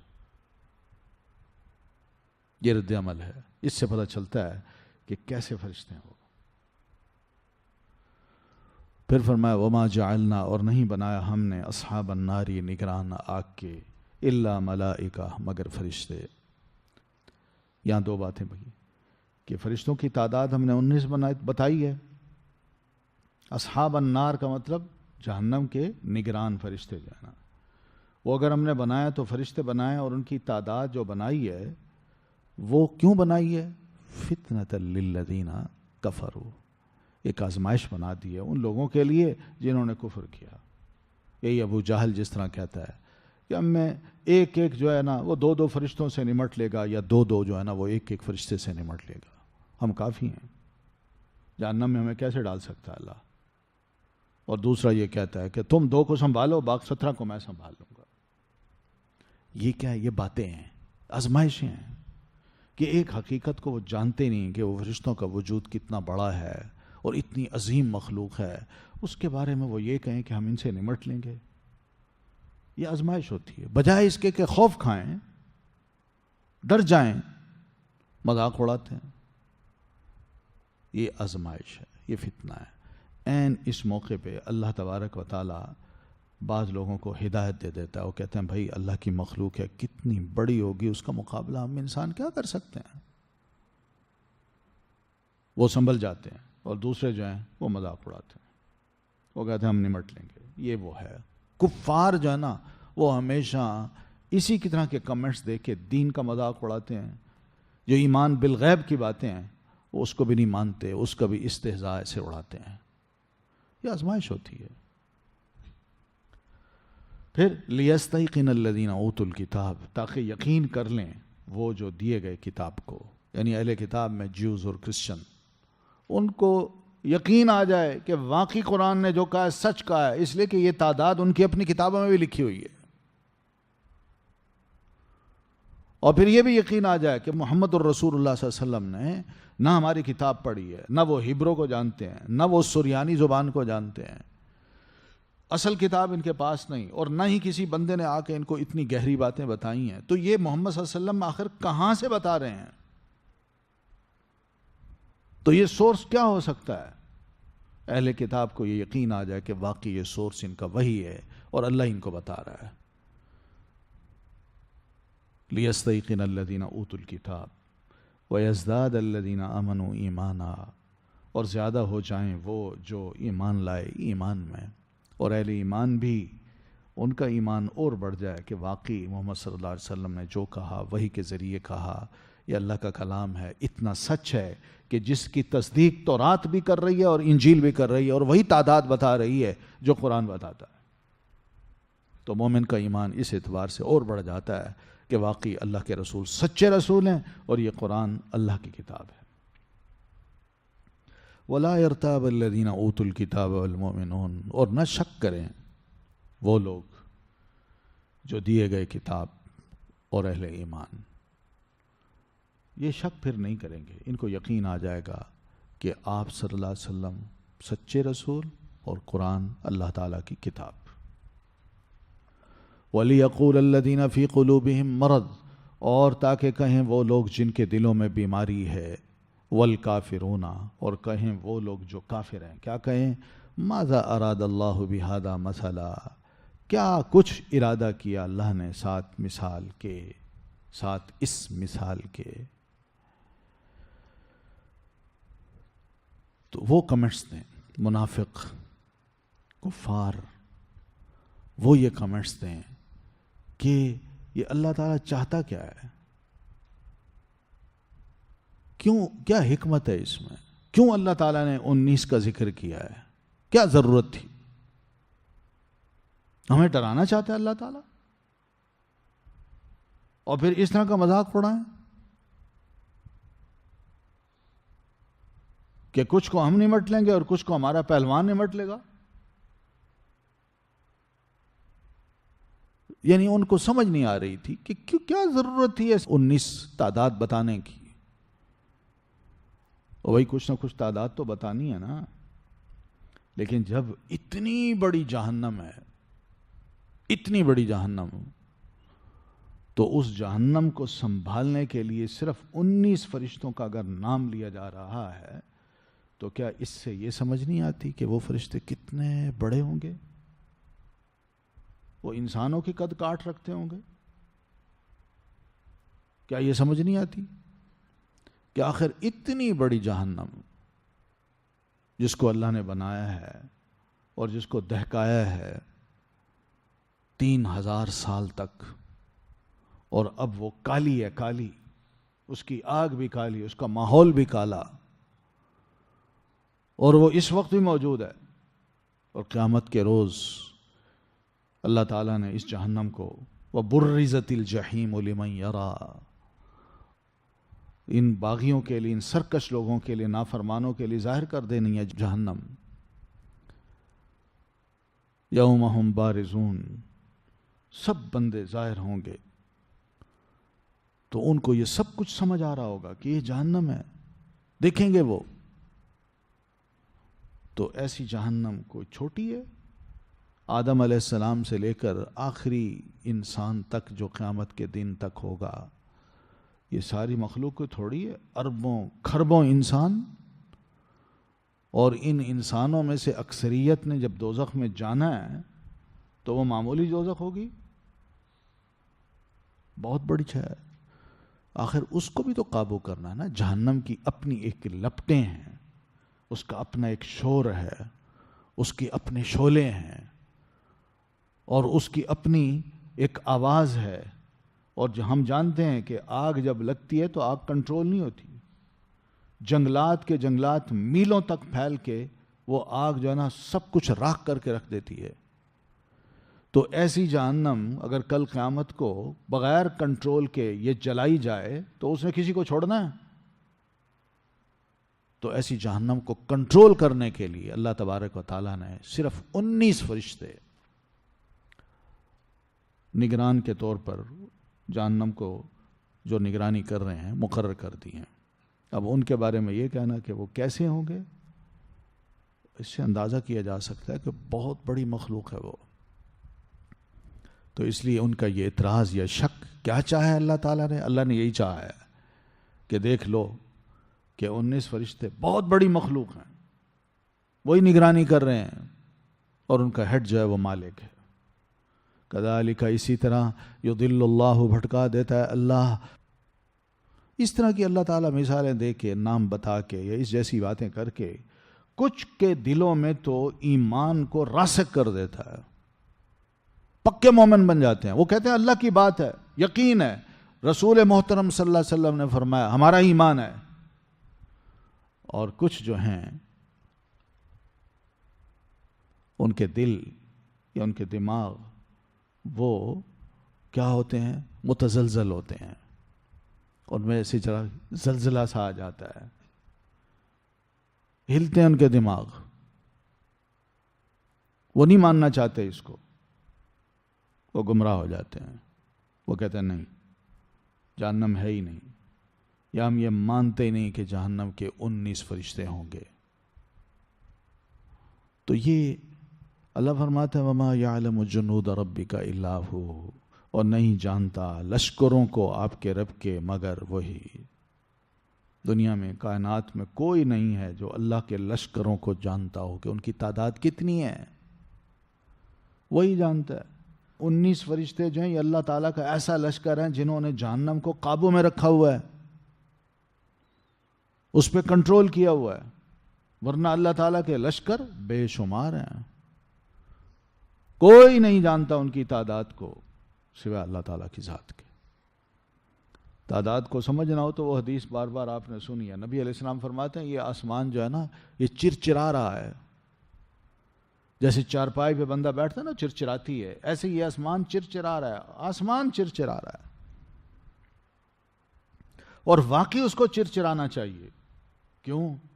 آپ فرماتے ہیں اس آسمان پہ 4 انگلیوں کے برابر بھی جگہ خالی نہیں ہے کہ جو نظر آئے، ورنہ ہر جگہ پر فرشتہ جو ہے نا وہ سجدے میں گرا ہوا ہے رب کی جناب میں. اتنی بڑی مخلوق ہے جو آسمان کی اس چھت پہ ایک کونے سے لے کر دوسرے کونے تک کوئی گوشہ نہیں اس کا جو خالی ہو جہاں فرشتے سجدہ نہ کر رہے ہوں. اب یہ بھی ایک لشکر ہے اللہ تعالیٰ کا. ہم انسان شروع سے لے کر اب تک یا بعد میں بھی جو آئیں گے ان کے مقابلے میں کچھ بھی نہیں ہے. بہت بڑی تعداد ہے، بہت بڑی تعداد ہے. اس لیے تو اللہ فرماتا ہے میں غنی ہوں، بندو تم میری عبادت کرو نہ کرو مجھے کوئی پرواہ نہیں. بہت سی اور مخلوق ہے جو مجھے مان رہی ہے، میری سجدہ کر رہی ہے، میری عبادت کر رہی ہے. تمہاری عبادت سے میری خدائی میں کوئی فرق نہیں آتا، کرو تب بھی نہ کرو تب بھی. اور مخلوق ہے. تو یہ وہ چیز ہے جس کو ہمیں سمجھنا ہے. وَمَا يَعْلَمُ جُنُودَ رَبِّكَ إِلَّا هُوَ. اور نہیں جانتا لشکروں کو آپ کے رب کے مگر وہی، اللہ ہی جانتا ہے. تو یہ مذاق کرتے ہیں. بہت سے لشکر ہیں اللہ تعالیٰ کے، بہت سے. فرشتوں کے علاوہ بھی دیکھ لیں بہت کچھ ہے. ہوا ہے، اس کو اللہ حکم دے دے تو بیٹھے بیٹھے بندوں کو اٹھا پٹخا دے. ایسے ہوا کا جھونکا آتا ہے شہر کے شہر اجاڑ کے رکھ دیتی ہے. زلزلہ ہے، تھوڑا سا زمین کے اندر ایسے زلزلہ پیدا کرے تو سمندر کے اندر کا پانی جو اچھلتا ہے وہ شہروں کے شہر بہا لے جاتا ہے. کو دیر لگتی ہے. بندہ کہتا ہے کہ نہیں، جو میرے سامنے ہے میں اس کا مقابلہ کرنا جانتا ہوں. وما ہی الا ذکریٰ للبشر. اور نہیں ہے وہ مگر ایک نصیحت انسان کے لیے. بس یہ سب باتیں جو کی جا رہی ہیں انسانوں کو ایک نصیحت کی جا رہی ہے کہ سنو، دوزخ کو مذاق نہ سمجھنا، یہ جہنم ہے اور اس میں اس قسم کے منافق اور کافروں نے جانا ہے جس کا یہ مذاق اڑا رہے ہیں. تو جس نے نصیحت حاصل کرنی ہے وہ دوزخ سے پناہ مانگتا ہے، اور جس نے نہیں حاصل کرنی وہ دوزخ کا مذاق اڑاتا ہے.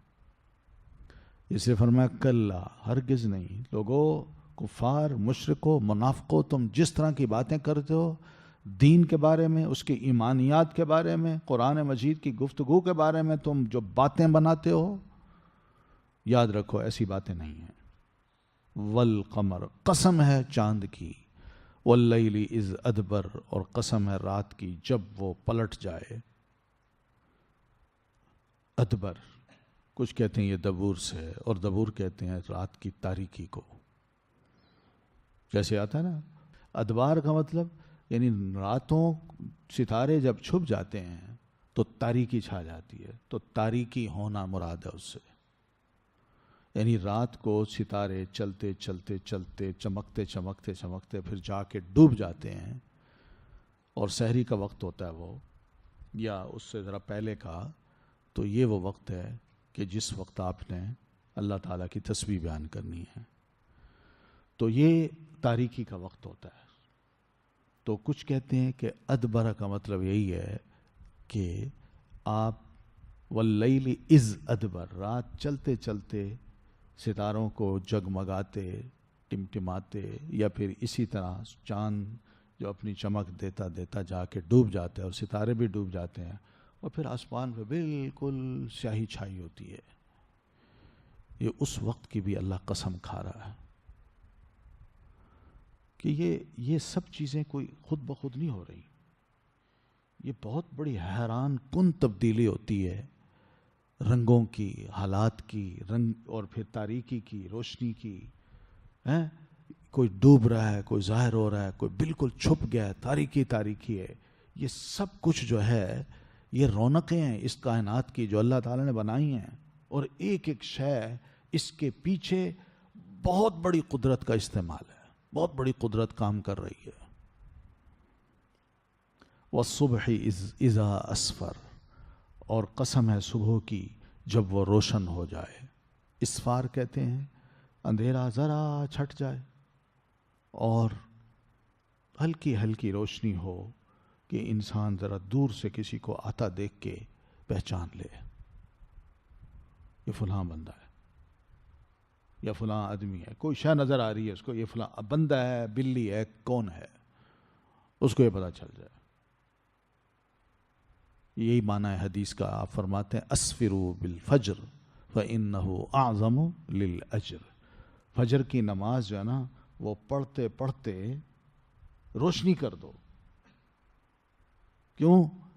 اس لیے کہ یہ قرآن مجید اس موقع پہ لمبا پڑھنا فجر کی نماز میں یہ اجر کے اعتبار سے ہیں 2 رکعتیں مگر اجر کے اعتبار سے بہت بڑا اجر ہے اس کا. تو اس لیے نبی علیہ الصلوۃ والتسلیم جو فجر کی نماز ہے وہ شروع کرتے تھے تاریکی میں جو فجر کا وقت ہو جاتا ہے, اور پھر اس کے بعد 2 رکعتیں جب آپ پڑھاتے تھے تو لمبا قرآن پڑھتے تھے, پہلی رکعت میں بھی دوسری رکعت میں بھی. اور جہاں لمبا قرآن مجید پڑھتے تھے وہاں رکوع اور سجدے بھی دوسری نمازوں کی نسبت لمبے کرتے تھے, کیونکہ فجر کا وقت ہے, 2 رکعتیں ہیں اور بڑا سہانا وقت ہوتا ہے, عبادت کا بڑا خوبصورت وقت ہے. اس میں ذرا لمبا سجدہ ہو جائے, لمبا رکوع ہو جائے عام نمازوں کے نسبت, اور لمبی قرات ہو جائے. تو یہ وہ چیز تھی جو پیارے نبی علیہ الصلوۃ والسلام نماز 2 رکعتیں پڑھاتے تھے مگر اس کو اتنا لمبا کر دیتے تھے کہ روشنی ہو جاتی تھی. اور جب نماز پڑھ کے صحابہ باہر نکلتے تھے تو روشنی میں اس دوسرے کو یہ پہچان لیتے تھے کہ یہ فلاں مرد ہے یا عورت ہے یا فلاں چیز ہے. اندھیرا ہوتا تھا لیکن پہچان پاتے تھے کہ بھی کچھ ہے صحیح یہاں. تو یہ وقت جو ہے دیکھیے تاریکی سے بالکل آہستہ آہستہ روشنی آ رہی ہے اور تاریکی چھٹ رہی ہے. یہ جو چیز ہے اس کے بارے میں فرمایا والصبح اذا اسفر, اور قسم ہے صبح کی جب وہ روشن ہو جاتی ہے. انہا یقیناً یہ جہنم لإحدى الکبر, البتہ ایک ہے بہت بڑی چیزوں میں سے. یہ ساری قسمیں جہنم کے لیے اللہ فرماتے ہیں, اٹھا رہے ہیں کہ جہنم کو معمولی شے نہ سمجھنا, یقین مانو اللہ تعالیٰ کی طرف سے ایک بہت بڑی مخلوق ہے جو کفار اور منافقوں کو سزا کے لیے اللہ تبارک و تعالیٰ نے بنا دی ہے. اس کو معمولی شے نہ سمجھنا. جس نے بنائی ہے وہ کہہ رہا ہے, اتنی قسمیں کھانے کے بعد کہہ رہا ہے. اس لیے تو جہنم ڈرنے والی چیز ہے. پناہ مانگتا اس مومن اس سے, اور پیارے نبی علیہ السلام نے خود اس سے پناہ مانگی ہے. تو اس کو معمولی نہ سمجھا جائے یا مذاق نہ سمجھا جائے. او جی آگ ہوگی, آگ کو بجھا دیں گے, فرشتے ہوں گے ان کو پکڑ کے ادھر کر دیں گے, ہمیں جہنم میں کون ڈالے گا. انہا لإحدى الکبر, یقین مانو کہ یہ بہت بڑی چیزوں میں ایک بڑی چیز ہے, یہ معمولی چیز نہیں ہے. یعنی پہلے تو اس کی آگ کو دیکھنا اور اس کو برداشت کرنا یہ بھی بندے کی ہمت نہیں ہوگی, چہ جائے کہ اس کے اندر جائے. نذیر للبشر, یہ ڈرانے والی ہے انسان کو, ڈر جائے انسان اس سے, کیونکہ آگ سے زیادہ بھیانک سزا کوئی اور نہیں ہو سکتی. دنیا میں زیادہ سے زیادہ سزا یہی دیتے ہیں, کوئی کوڑے لگتے ہیں, کوئی انسان کا کوئی بازو کاٹ دیتا ہے یا اس کو زخمی کر دیتا ہے, یا بہت زیادہ ہوتا تو اس کو گولی مار کے یا سولی پہ چڑھا کے مار دیا جاتا ہے. لیکن یہ جگہ ایسی نہیں ہے کہ انسان جائے اس میں, آگ اس کو جلائے, اس کی جلد کو راکھ بنا دے, پھر اس کے بعد دوبارہ اس کو بنایا جائے, پھر اس میں جلے, کوئی سننے والا نہ ہو, چاروں طرف آگ ہی آگ ہو. کیا مذاق کی چیز ہے یہ؟ تو لہذا لمن شاء منکم, اس کے لیے جو چاہے تم میں سے, ان یتقدما, کہ وہ آگے بڑھے, او یتأخر, یا وہ پیچھے رہے. بس ہم نے بتا دیا کہ جہنم ڈرنے کی چیز ہے. اب انسانوں میں جو چاہے وہ آگے بڑھے. آگے بڑھنے کا کیا مطلب ہے؟ کہ وہ ایمان لائے اللہ اور رسول پر, اور اللہ رسول کی اطاعت کرے, فرما بردار بندہ بن جائے تاکہ جہنم سے بچ جائے. او یتأخر, یا پیچھے ہٹ جائے, نہ مانے, پڑا رہے گناہوں میں, گناہوں کی دلدل میں پھنسا رہے, نافرمانیاں کرے اللہ تعالیٰ کی. اب اس کی مرضی ہے. تو یہاں یہ پتہ چلا کہ اللہ تعالیٰ ہمیں دنیا میں آزاد چھوڑتا ہے, ہماری مشیت ہے، ہم چاہیں اپنی راہ متعین کر سکتے ہیں، چاہیں تو جنت کی راہ لے لیں، چاہیں تو دوزخ کی راہ لے لیں. یہ آزادی اللہ نے ہمیں دے رکھی ہے. یہاں قابو نہیں کیا. یہاں اتنا ضرور احسان کیا ہے کہ اس نے ہمیں ان تمام چیزوں سے آگاہ کر دیا کہ فیوچر میں یہ کچھ ہونے والا ہے. اگر اس کو مان لو تو دنیا میں امن کے ساتھ رہو گے اور ایک دوسرے کے ساتھ بھائی چارہ بھی قائم ہوگا اور سکون تمہیں نصیب ہوگا اور اللہ کے اچھے بندے بھی بن جاؤ گے. نہیں مانتے تمہاری مرضی. آج جو کچھ ہو رہا ہے یہ اللہ کی معصیت کے نتیجے میں ہو رہا ہے. ہمیں کوئی تکلیف پہنچتی ہے، کوئی اذیت پہنچتی ہے یا کوئی سزا ملتی ہے تو ضرور اس کے پیچھے کوئی نہ کوئی گناہ ہوتا ہے، نافرمانی ہوتی ہے. حقیقت ہے. ما اصابکم من مصیبت فبما کسبت ایدیکم. تمہیں کوئی بھی مصیبت پہنچتی ہے تو وہ تمہارے اپنے ہاتھوں کی کمائی کا نتیجہ ہوتا ہے اور کچھ نہیں ہوتا. تو یہاں ہم دیکھ لیتے ہیں. پھر فرمایا کل نفس، ہر نفس، بما، بوجہ اس کے جو، کسبت اس نے کمائی کی، رہینہ وہ رہن ہے. یہاں بتایا کہ انسان کی ایک ایک کمائی اس کے لیے ہم نے سٹور کر رکھی ہے، روک رکھی ہے. اور یہ روکنا جو ہے یہ رہن ہوتا ہے. ٹھیک ہے. اور پھر اسی کمائی کے نتیجے میں ہی اس کو یا تو سزا دی جائے گی یا پھر اس کو جزا دی جائے گی. بس یہ سمجھ رہے کہ بندہ جو ہے نا اپنے اعمال کے ساتھ بندھا ہوا ہے، اچھے برے، اور قیامت کے روز یہ سب بندھن اس کے سامنے کھول کے رکھ دیا جائے گا کہ تم نے یہ سٹور کیا تھا، یہ رہن رکھا تھا، یہ کمائی کی تھی، اور آج اس کمائی کے نتائج تمہارے سامنے یہ لو. کل نفس، ہر نفس، چھوٹا بڑا، امیر غریب، اور اسی طرح نبی ولی، سب اپنی اپنی کمائی کے ساتھ وہ بندھا ہوا ہے.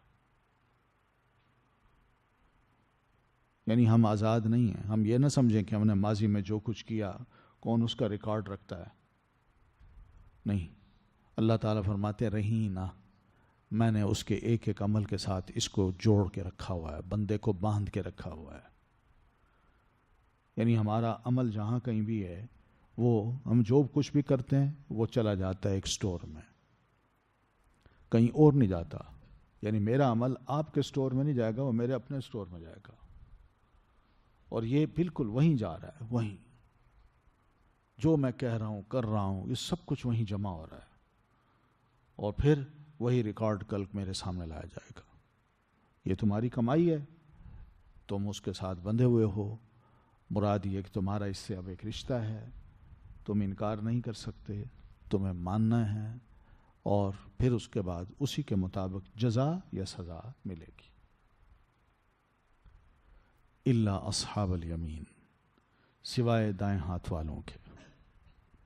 دائیں ہاتھ والے جو ہیں وہ جو بخشے ہوئے ہوں گے، جن کے اچھے عمل ہوں گے، وہ جو ہے نا ان کے عمل اللہ تعالی نے جہاں رہن میں رکھے ہوئے ہیں وہاں ان کے اعمال کی جزا بہت بہتر صورت میں ان کو یہی دے گا کہ تم اصحاب الیمین ہو، دائیں ہاتھ والے ہو، تمہارے دائیں ہاتھ میں ہم تمہارا نام اعمال دے رہے ہیں، تم کامیاب انسان ہو، جاؤ جنت میں. تو فی جنات، وہ جنات میں ہوں گے، باغات میں ہوں گے، اس کی نعمتوں سے محظوظ ہو رہے ہوں گے، وہاں رہ رہے ہوں گے. وہاں بیٹھے بیٹھے وہ سوچیں گے یتساءلون عن المجرمین، وہ سوال کر رہے ہوں گے مجرموں سے. دوزخ ان کے سامنے، اس مجرم ان کے سامنے جل رہے ہوں گے، گناہگار جن کو وہ جانتے ہوں گے. اور تم تو دنیا میں بڑے انسان تھے، دوزخ میں کیسے پہنچے؟ اور تم تو بڑے پیسے خرچ کرتے تھے، تم کیسے دوزخ میں پہنچے؟ تم نے تو یہ کیا، تم نے تو یہ کیا، جہنم میں کیسے آئے ہو؟ کیا وجہ بنی؟ کون سے ایسے تمہارے قصور تھے جس کی وجہ سے تمہیں بتایا گیا کہ تم جہنمی ہو؟ تو وہ سوال کریں گے.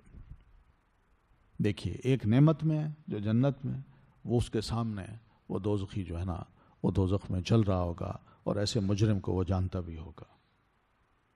تو اللہ تعالیٰ یہ کر سکتا ہے۔ جیسے آج دنیا میں ہم ٹی وی پہ دیکھتے ہیں نا، ٹی وی چینل پہ کوئی ایک بیٹھا ہے آفس میں جہاں کیمرہ اس پہ وہ دیکھ رہا ہے، اور وہیں بیٹھے وہ اسکرین پہ دوسرے سے بات کر رہا ہے، اور وہ بیٹھا دنیا کے دوسرے کونے میں اور وہ لائیو بتا رہا ہے کہ یہاں یہ کچھ ہو رہا ہے۔ دیکھتے ہیں نا ہم۔ تو یہاں دنیا میں بیٹھے بیٹھے میں امریکہ میں یا نائجیریا میں کوئی شہر ہے، وہاں کھڑا بندہ اس سے میں گفتگو بھی کر رہا ہوں اور مجھے سارے مناظر بھی دکھا رہا ہے۔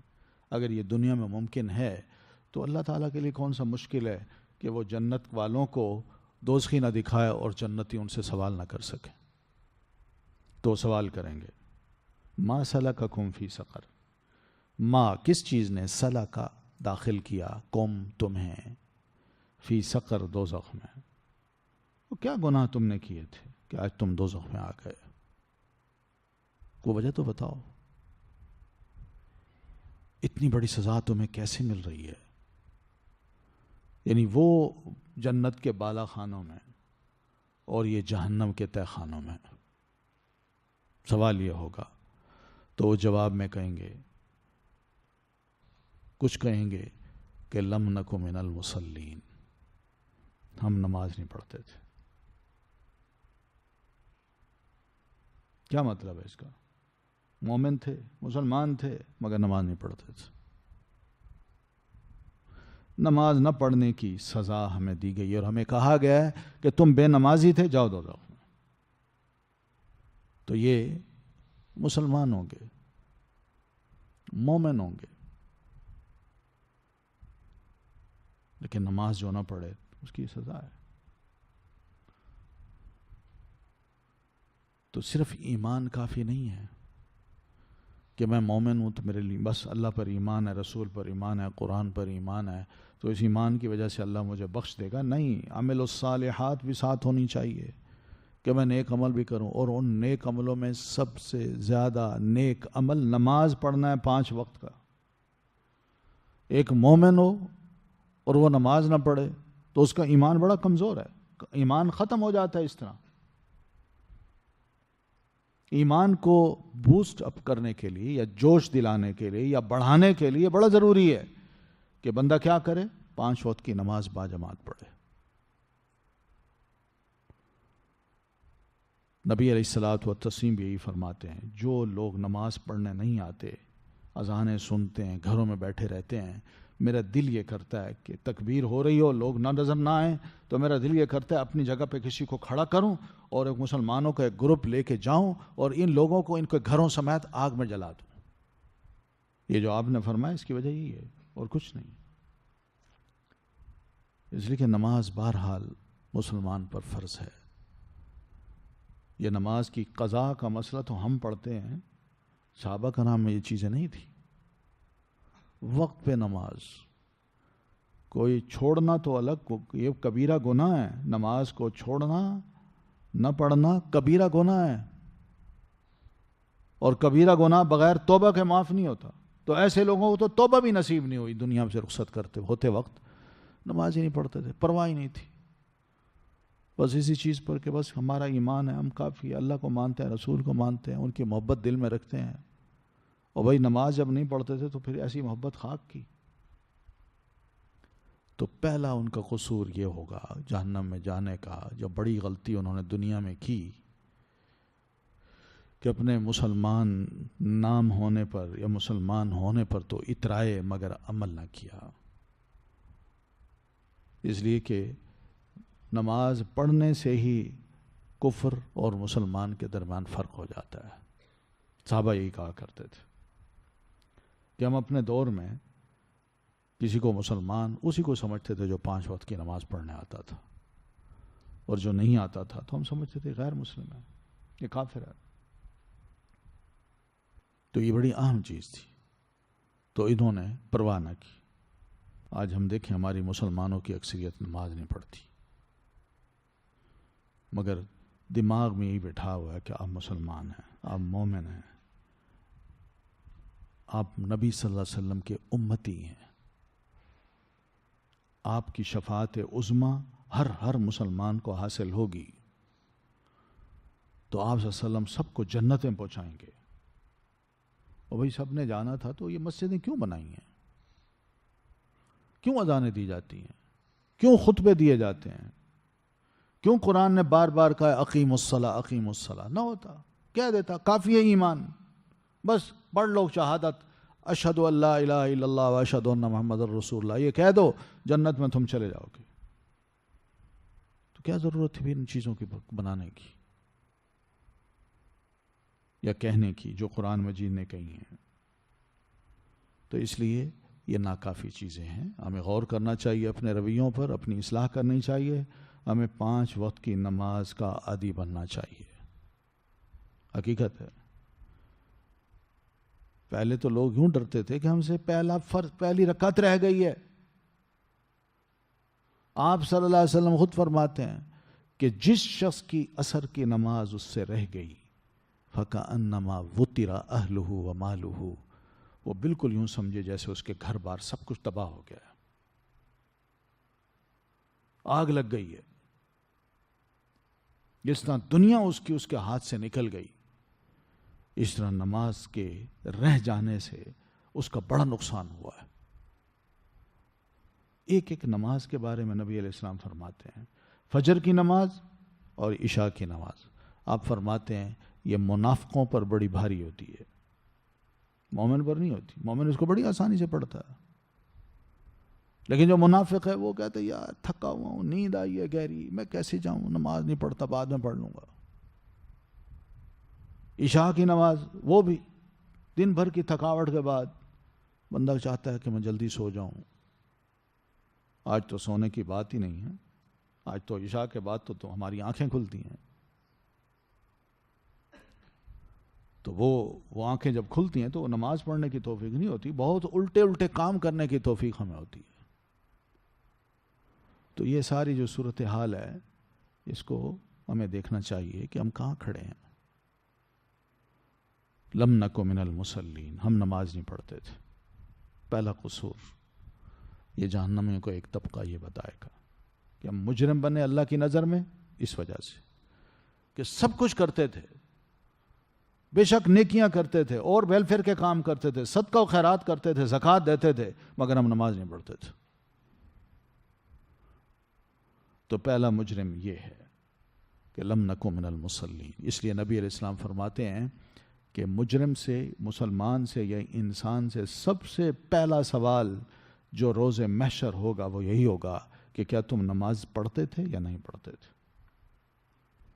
اولین پرسش کہ وہ نماز بود، سب سے پہلے اس سے سوال یہی ہوگا کہ وہ نمازی ہے کہ نہیں ہے۔ تو پہلے قصور یہ بتائیں گے، پھر کہیں گے وَلَمْ نَكُ نُطْعِمُ الْمِسْكِينَ، اور نہ ہم تھے نطعم، ہم کھانا کھلاتے المسکین، مسکین کو۔ مسکین جانتے ہیں، میں اللہ نے مجھے بہت کچھ دے رکھا ہے، ایک مسکین ہے جس کے پاس ایک وقت کا کھانا ہے بس، فقیر ذرا اس سے کم ہوتا ہے۔ یعنی فقیر کیا، مسکین کو بھی ہم کھانا نہیں کھلاتے تھے، جب مسکین کو نہیں کھلائیں گے تو فقیر کو کیا کھلائیں گے؟ ہم خود کھا لیتے تھے مگر ہمسایہ فقیر ہے، کوئی اور محلے میں نظر آ گیا فقیر ہے، مسکین ہے، کھانے کی چیز کم از کم اس کو بھی دے دیں، مگر نہیں، ہمارے ہاں پڑی پڑی گل جائے، سڑ جائے، وہ گوارا ہے، لیکن وہ چیز کسی مسکین کو دینا گوارا نہیں ہے۔ حقیقت ہے، یہ حقیقت میں بتا رہا ہوں، ہماری نفسیات ہی ایسی ہیں۔ ہم گھروں میں اچھی چیزیں لے آتے ہیں، فریج میں ڈال دیتے ہیں، باہر بھی پڑی ہوتی ہیں کہ بھئی چلیں بچے آئیں گے کھائیں گے، یا ہم کسی وقت بیٹھ کے کھا لیں گے، مگر وہ شاید پڑی ہے، خراب ہو رہی ہے، خراب ہو جائے، گل سڑ جائے، مگر دوسروں کو نہیں دینی، اور پھر آخر میں ہم اٹھا کے باہر پھینک دیتے ہیں۔ خیال یہی ہوتا ہے چلیں ابھی بھوک نہیں، بعد میں کھا لیں گے، لیکن بعد میں بھی کھانے کی توفیق، اس لیے کہ بہت کچھ مل رہا ہے گھر میں، باہر بھی بہت کچھ کھانے کو مل رہا ہے، تو گھر کی چیزیں گل سڑ جاتی ہیں وہ ہم گوارا کر لیتے ہیں، مگر اٹھا کے کسی رشتہ دار کو جو ضرورت مند ہے، مسکین ہے، اس کو دینے کے لیے ہم تیار نہیں ہیں۔ ایک تو یہ ہے، اور دوسرا مسکین کو کھانا نہ کھلانا یہ بھی ہے کہ ہم ضائع کر دیتے تھے کھانا، یا اپنی محفلوں میں، اپنی دعوتوں میں امیروں کو تو بلاتے تھے مگر غریبوں کو نہیں بلاتے تھے۔ ہم کہتے تھے نہیں، ہمارا ایک سٹیٹس ہے، ہم اپنے ہی سٹیٹس کے لوگوں کو بلائیں گے۔ اگر غریب آ گئے تو لوگ ہماری طرف دیکھیں گے کہ اچھا آپ کے پاس اس قسم کے لوگ بھی آتے ہیں، تو آپ تو لوور کلاس کے ہیں، تو آئندہ ہم آپ کی محفل میں نہیں آئیں گے۔ تو ان کو قابو رکھنے کے لیے اور اپنے سٹیٹس کو برقرار رکھنے کے لیے ہم امیروں کو تو بلا لیا کرتے تھے مگر غریبوں کو اپنے ہاں نہیں بلاتے تھے۔ یہ کلچر بن جاتا ہے نا۔ آج دیکھیں یہ کلچر ہے 5 اسٹار ہوٹل کا کلچر۔ وہاں کون جائے گا؟ کوئی غریب جاتے ہیں؟ غریب کو کوئی لیٹر بھیجتا ہے کہ آپ ہمارے بچے یا بچے کی شادی میں شریک ہوں؟ کوئی نہیں بھیجتا، الا ماشاء اللہ۔ مگر اکثریت یہی کچھ کرتی ہے۔ غریب ہیں تو وہ باہر کھڑے ہیں، وہ مانگ رہے ہیں ہمیں کچھ دے دیں، مگر ہم نے جا کے وہاں جو اپنا مینیو تھا وہ سارا دیکھا، پسند کی چیزیں لیں، وہ کھا لیں اور پیمنٹ کر کے ہم چلے آئے، اور جو باقی بچا وہ ہوٹل والوں کے لیے، یا انہوں نے بھی اس کو ڈال دیا بن میں، پھینک دیا، چل بھائی۔ پتہ نہیں اب کیا ہوتا ہے، وہ بن میں ڈالتے ہیں یا کہیں اور ڈالتے ہیں، یا اس کے کیک بناتے ہیں، کچھ پتہ نہیں۔ تو وَلَمْ نَكُ نُطْعِمُ الْمِسْكِينَ، آپ صلی اللہ علیہ وسلم بھی فرماتے ہیں وہ دعوت جو انسان اپنے دوستوں یاروں کی کرتا ہے، رشتہ داروں کی کرتا ہے، جس دعوت میں کسی غریب کو دعوت نہیں دی گئی وہ بابرکت دعوت نہیں ہے۔ یہ آپ کا بھی ارشاد ہے۔ وَكُنَّا نَخُوضُ مَعَ الْخَائِضِينَ، اور تھے ہم بحث کرنے والوں کے ساتھ۔ یہ خوض جو ہے نا، اکثر و بیشتر جو ڈسکشن ہوتی ہے ایسے بیٹھ کے گپ شپ، اور یہ گپ شپ کیا ہوتی ہے؟ کوئی تعمیری نہیں ہوتی، کوئی علمی نہیں ہوتی، بلکہ ایک اوپینین ہوتی ہیں۔ اور جی فلاں کیا کہتا ہے، سنا ہے فلاں نے کیا کہا، بس اس کے بارے میں نا گفتگو شروع کر دی۔ نہ کبھی میں ملا اس کو، نہ کبھی میں نے دیکھا، نہ اس کو میں نے سنا، بس سنی سنائی باتیں جو ہے نا وہ پھیلا بھی دیں، اور پھیلانے کے بعد میں بھی اس کے بارے میں اس میں شامل ہو گیا، اور یہ سب کچھ جھوٹ ہوتا ہے۔ حقیقت ہے، اخبارات کو دیکھیں آپ تو ان اخباروں میں کیا ہوتا ہے؟ یا جھوٹ ہوتا ہے یا الزام تراشیاں ہوتی ہیں، ٹھیک ہے نا؟ الزام ہوتے ہیں، یہ جھوٹ ہوتا ہے۔ کیا جھوٹ کو پڑھا جائے اور الزام کا قائل بندہ ہو جائے کہ بھئی اس نے اس کو الزام لگا دیا تو میں بھی اس کے بارے میں یہی سوچوں کہ فلاں بندہ یہ ہے؟ تو یہ وہ چیز ہے جس کو خام خواہ کی بحث میں انسان پڑھتا ہے، جو غیر ضروری ہے اور جس میں دین کا مذاق ہے، اس کو بھی کہتے ہیں نخوض مع الخائضین۔ جو دین کا مذاق اڑانے والے ہوتے تھے، ہم بھی ان کے ساتھ شریک ہو کے کم از کم چلے مذاق نہیں اڑاتے تھے مگر ہنسی انجوائے ضرور کرتے تھے۔ واہ کیا زبردست لطیفہ سنا دیا اس نے، انجوائے ضرور کرتے تھے، اور وہ لطیفہ لے کے پھر اس کے بعد ہم بھی اس کو آگے پھیلاتے ہیں، جس میں دین کا بھی مذاق ہے، اپنا بھی مذاق ہے۔ تو یہ اللہ تعالیٰ کو بالکل برداشت نہیں کرتا۔ اللہ تعالیٰ تو فرماتے ہیں کہ جہاں کہیں بھی دین کا مذاق اڑایا جا رہا ہو فلا تقعد معہم، آپ ان لوگوں کے ساتھ مت بیٹھا کیجئے، فوراً اٹھ کے چلے جائیں، ظاہر کریں اپنی غیرت کو، دینی غیرت کو اور ناراضگی کو۔ کیا تم نے دین کو، میرے ایمان کا مذاق اڑاتے ہو؟ میں نہیں بیٹھ سکتا ایسی محفل میں۔ فوراً اٹھ کے بندہ اگر نہیں جاتا، بیٹھتا ہے، تو اللہ فرماتے ہیں تو پھر تم بھی انکم اذا مثلہم، تم بھی پھر انہی جیسے ہو، پھر تمہارا شمار بھی انہی لوگوں میں ہوگا پھر میرے نزدیک۔ تو ایسی چیزوں سے پرہیز کرنی چاہیے۔ کہیں بھی کوئی مذاق ہو، کوئی لطیفہ ہو، کوئی ایسا الزام ہو، کوئی فضول قسم کی بحث ہو، اس سے انسان حتی الامکان پرہیز کرے۔ لیکن اس کی سزا یہ ہے، منہ سے نکلا ہوا لفظ، ہماری منہ سے نکلا ہوا ایک معمولی سا لفظ، وہ تو معمولی ہے، مگر رب کے ہاں وہ ساری نیکیاں برباد کرنے والا ہو جاتا ہے اور ہمیں پتہ نہیں ہوتا۔ وَكُنَّا نُكَذِّبُ بِيَوْمِ الدِّينِ، اور تھے ہم جھٹلاتے دن کو، بدلے کے، یعنی قیامت کا جو دن ہوتا ہے کہ بدلے کا دن آئے گا، ہم کہتے تھے نہیں کوئی نہیں آتا۔ ہم جو کچھ کرتے ہیں اس کا ریکارڈ کس نے محفوظ کر رکھا ہے؟ کس کو کیا پتا میں نے ماضی میں کیا کیا ہے، اور جو میں نے کیا ہے اس کا جزا یا سزا مجھے قیامت کو دی جائے گی۔ وہ دن آئے گا، پہلے تو دن ہی ناممکن ہے کہ آئے، نہیں مان سکتے کہ آسمان زمین یہ سب سلسلہ ختم ہو جائے گا، ٹوٹ پھوٹ کا شکار ہو جائے گا، ہم نہیں مانتے۔ اور پھر دوسری بات یہ ہے کہ پھر اس دن ہم دوبارہ زندہ ہوں گے، یہ بھی ناممکن ہے۔ وہ مر کے ختم ہو چکے ہوں گے، مٹی ہو چکے ہوں گے۔ پھر یہ ہے کہ اگر زندہ بھی ہوئے تو کس کو کیا پتا کہ میرا ریکارڈ ماضی کا کیا ہے؟ یعنی اندازہ کریں کہ ایسا بیلیف جو ہے انسان کا اگر قیامت پر بڑا کمزور ہے اور یوم الدین پہ بڑا کمزور ہے، پھر اللہ تبارک و تعالیٰ کے بارے میں اس کا ایمان کیا ہوگا؟ وہ تو انتہائی گیا گزرا ہوگا۔ جو اللہ تعالیٰ کی قدرت کو، اس کے اختیار کو، اس کی ہستی کو یعنی اس طرح دیکھے کہ اس کے پاس بھی ویسے ہی اختیارات ہیں جیسے ہم ہیں، یا ہے ہی نہیں، یا ہے تو معمولی سا کام کرنے والا ہے۔ اور بھائی خدا کے بندو، اس کی اس کارکردگی کو دیکھ کے بندہ اندازہ کر سکتا ہے کہ اللہ تعالیٰ کی ذات کتنی عظیم ہستی ہے اور کتنے مضبوط کام کرنے والا ہے اور انہونی کو انہونی کرنے والا ہے۔ ہم کس قسم کے بلیوز اللہ تعالیٰ کے بارے میں رکھتے ہیں؟ تو بہرحال کہیں گے کہ یہ ہمارا یہ بھی قصور تھا کہ وَكُنَّا نُكَذِّبُ بِيَوْمِ الدِّينِ، اور کب تک؟ حَتَّى أَتَانَا الْيَقِينَ، یہ ساری غلطیاں کرتے رہے حتیٰ کہ آ گئی ہمیں الیقین، موت۔ یقین سے مراد یہاں کیا ہے؟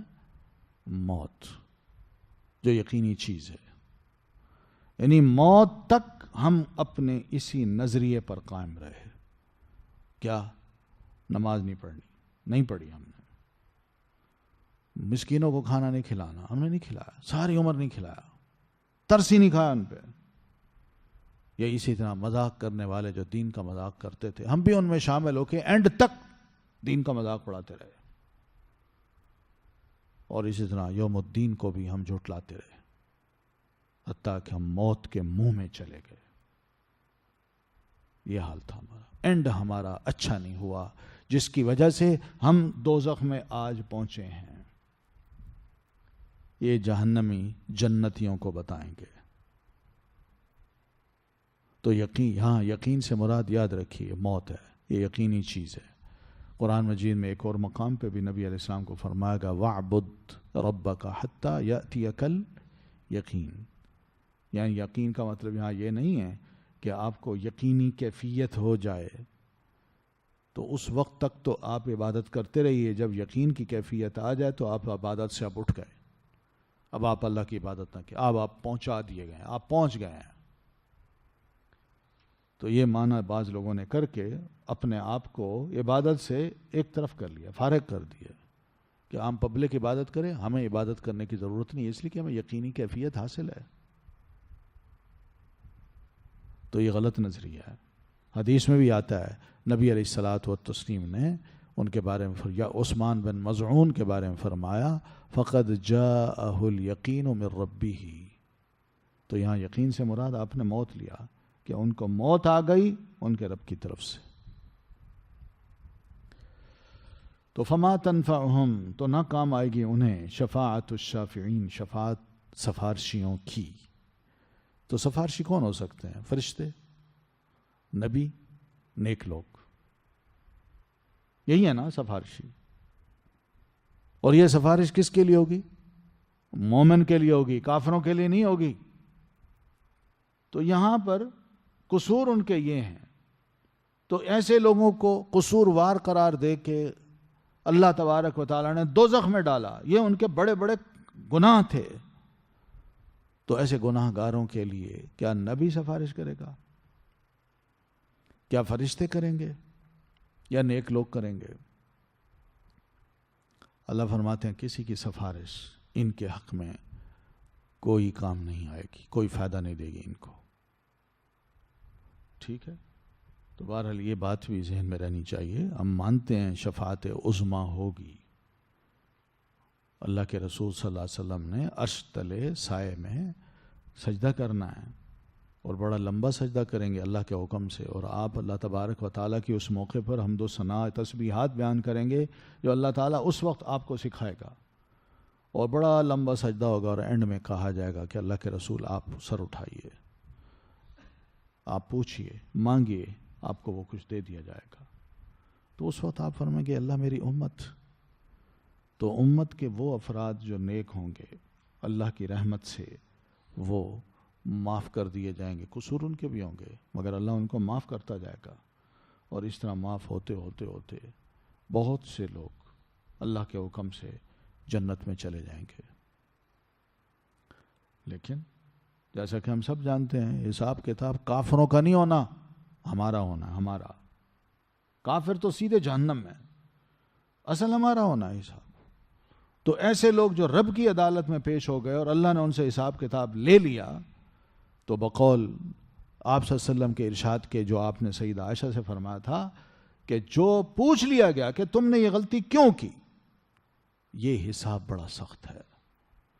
ثم علینا حسابہم، ہے نا، ان الینا ایابہم ثم علینا حسابہم.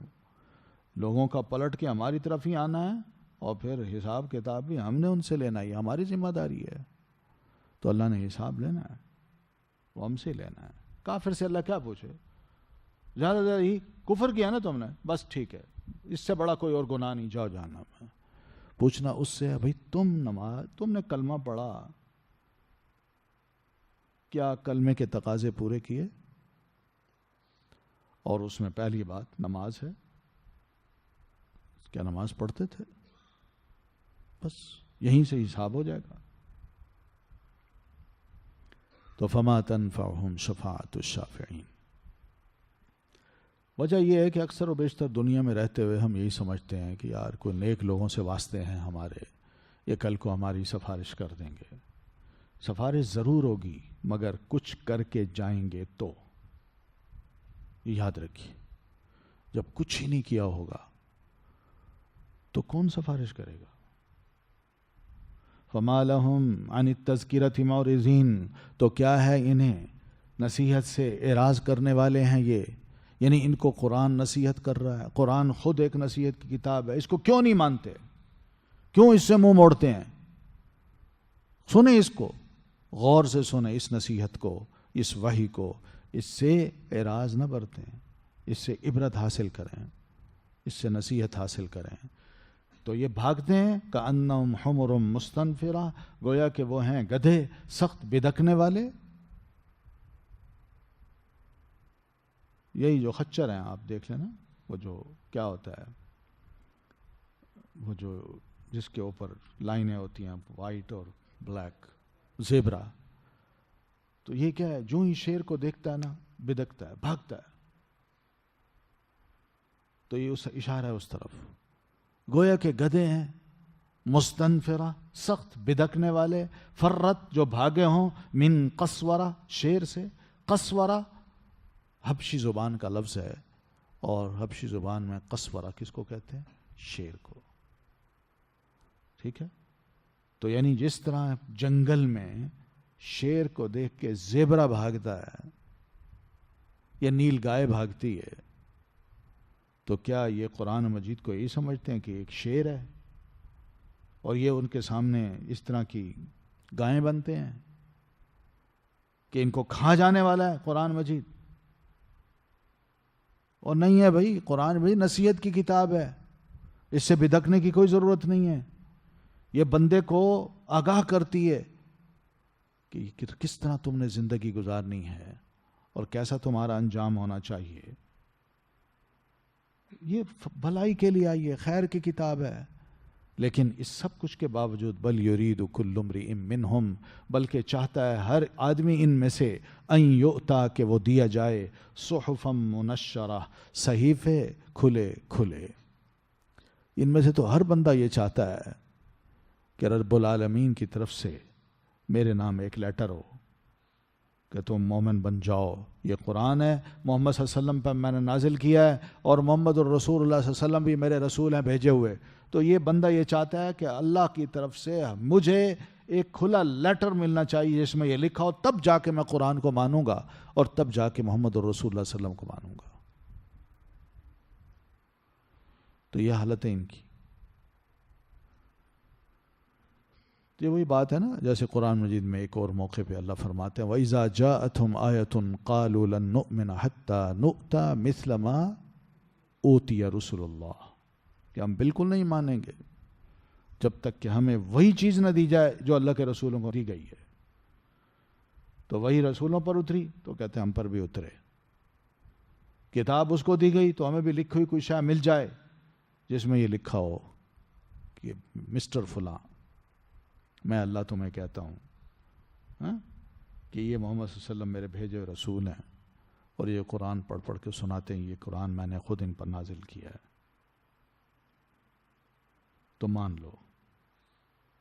یعنی ہر بندہ یہ چاہتا ہے میری اہمیت ہو، مجھ پر بھی وہی نازل ہو، تب جا کے میں محمد کو مانوں گا، رسول اللہ صلی اللہ علیہ وسلم کو یا قرآن مجید کو. کلا، اللہ فرماتے ہیں ہرگز نہیں، ایسا نہیں ہوگا. بل لا یخافون الآخرہ، بلکہ اصل مسئلہ یہ کہ یہ لوگ آخرت سے ڈرتے ہی نہیں ہیں، پرواہ ہی نہیں ہے ان کو. اس لیے تو یہ جانوروں جیسی زندگی گزار رہے ہیں، وحشی ہیں،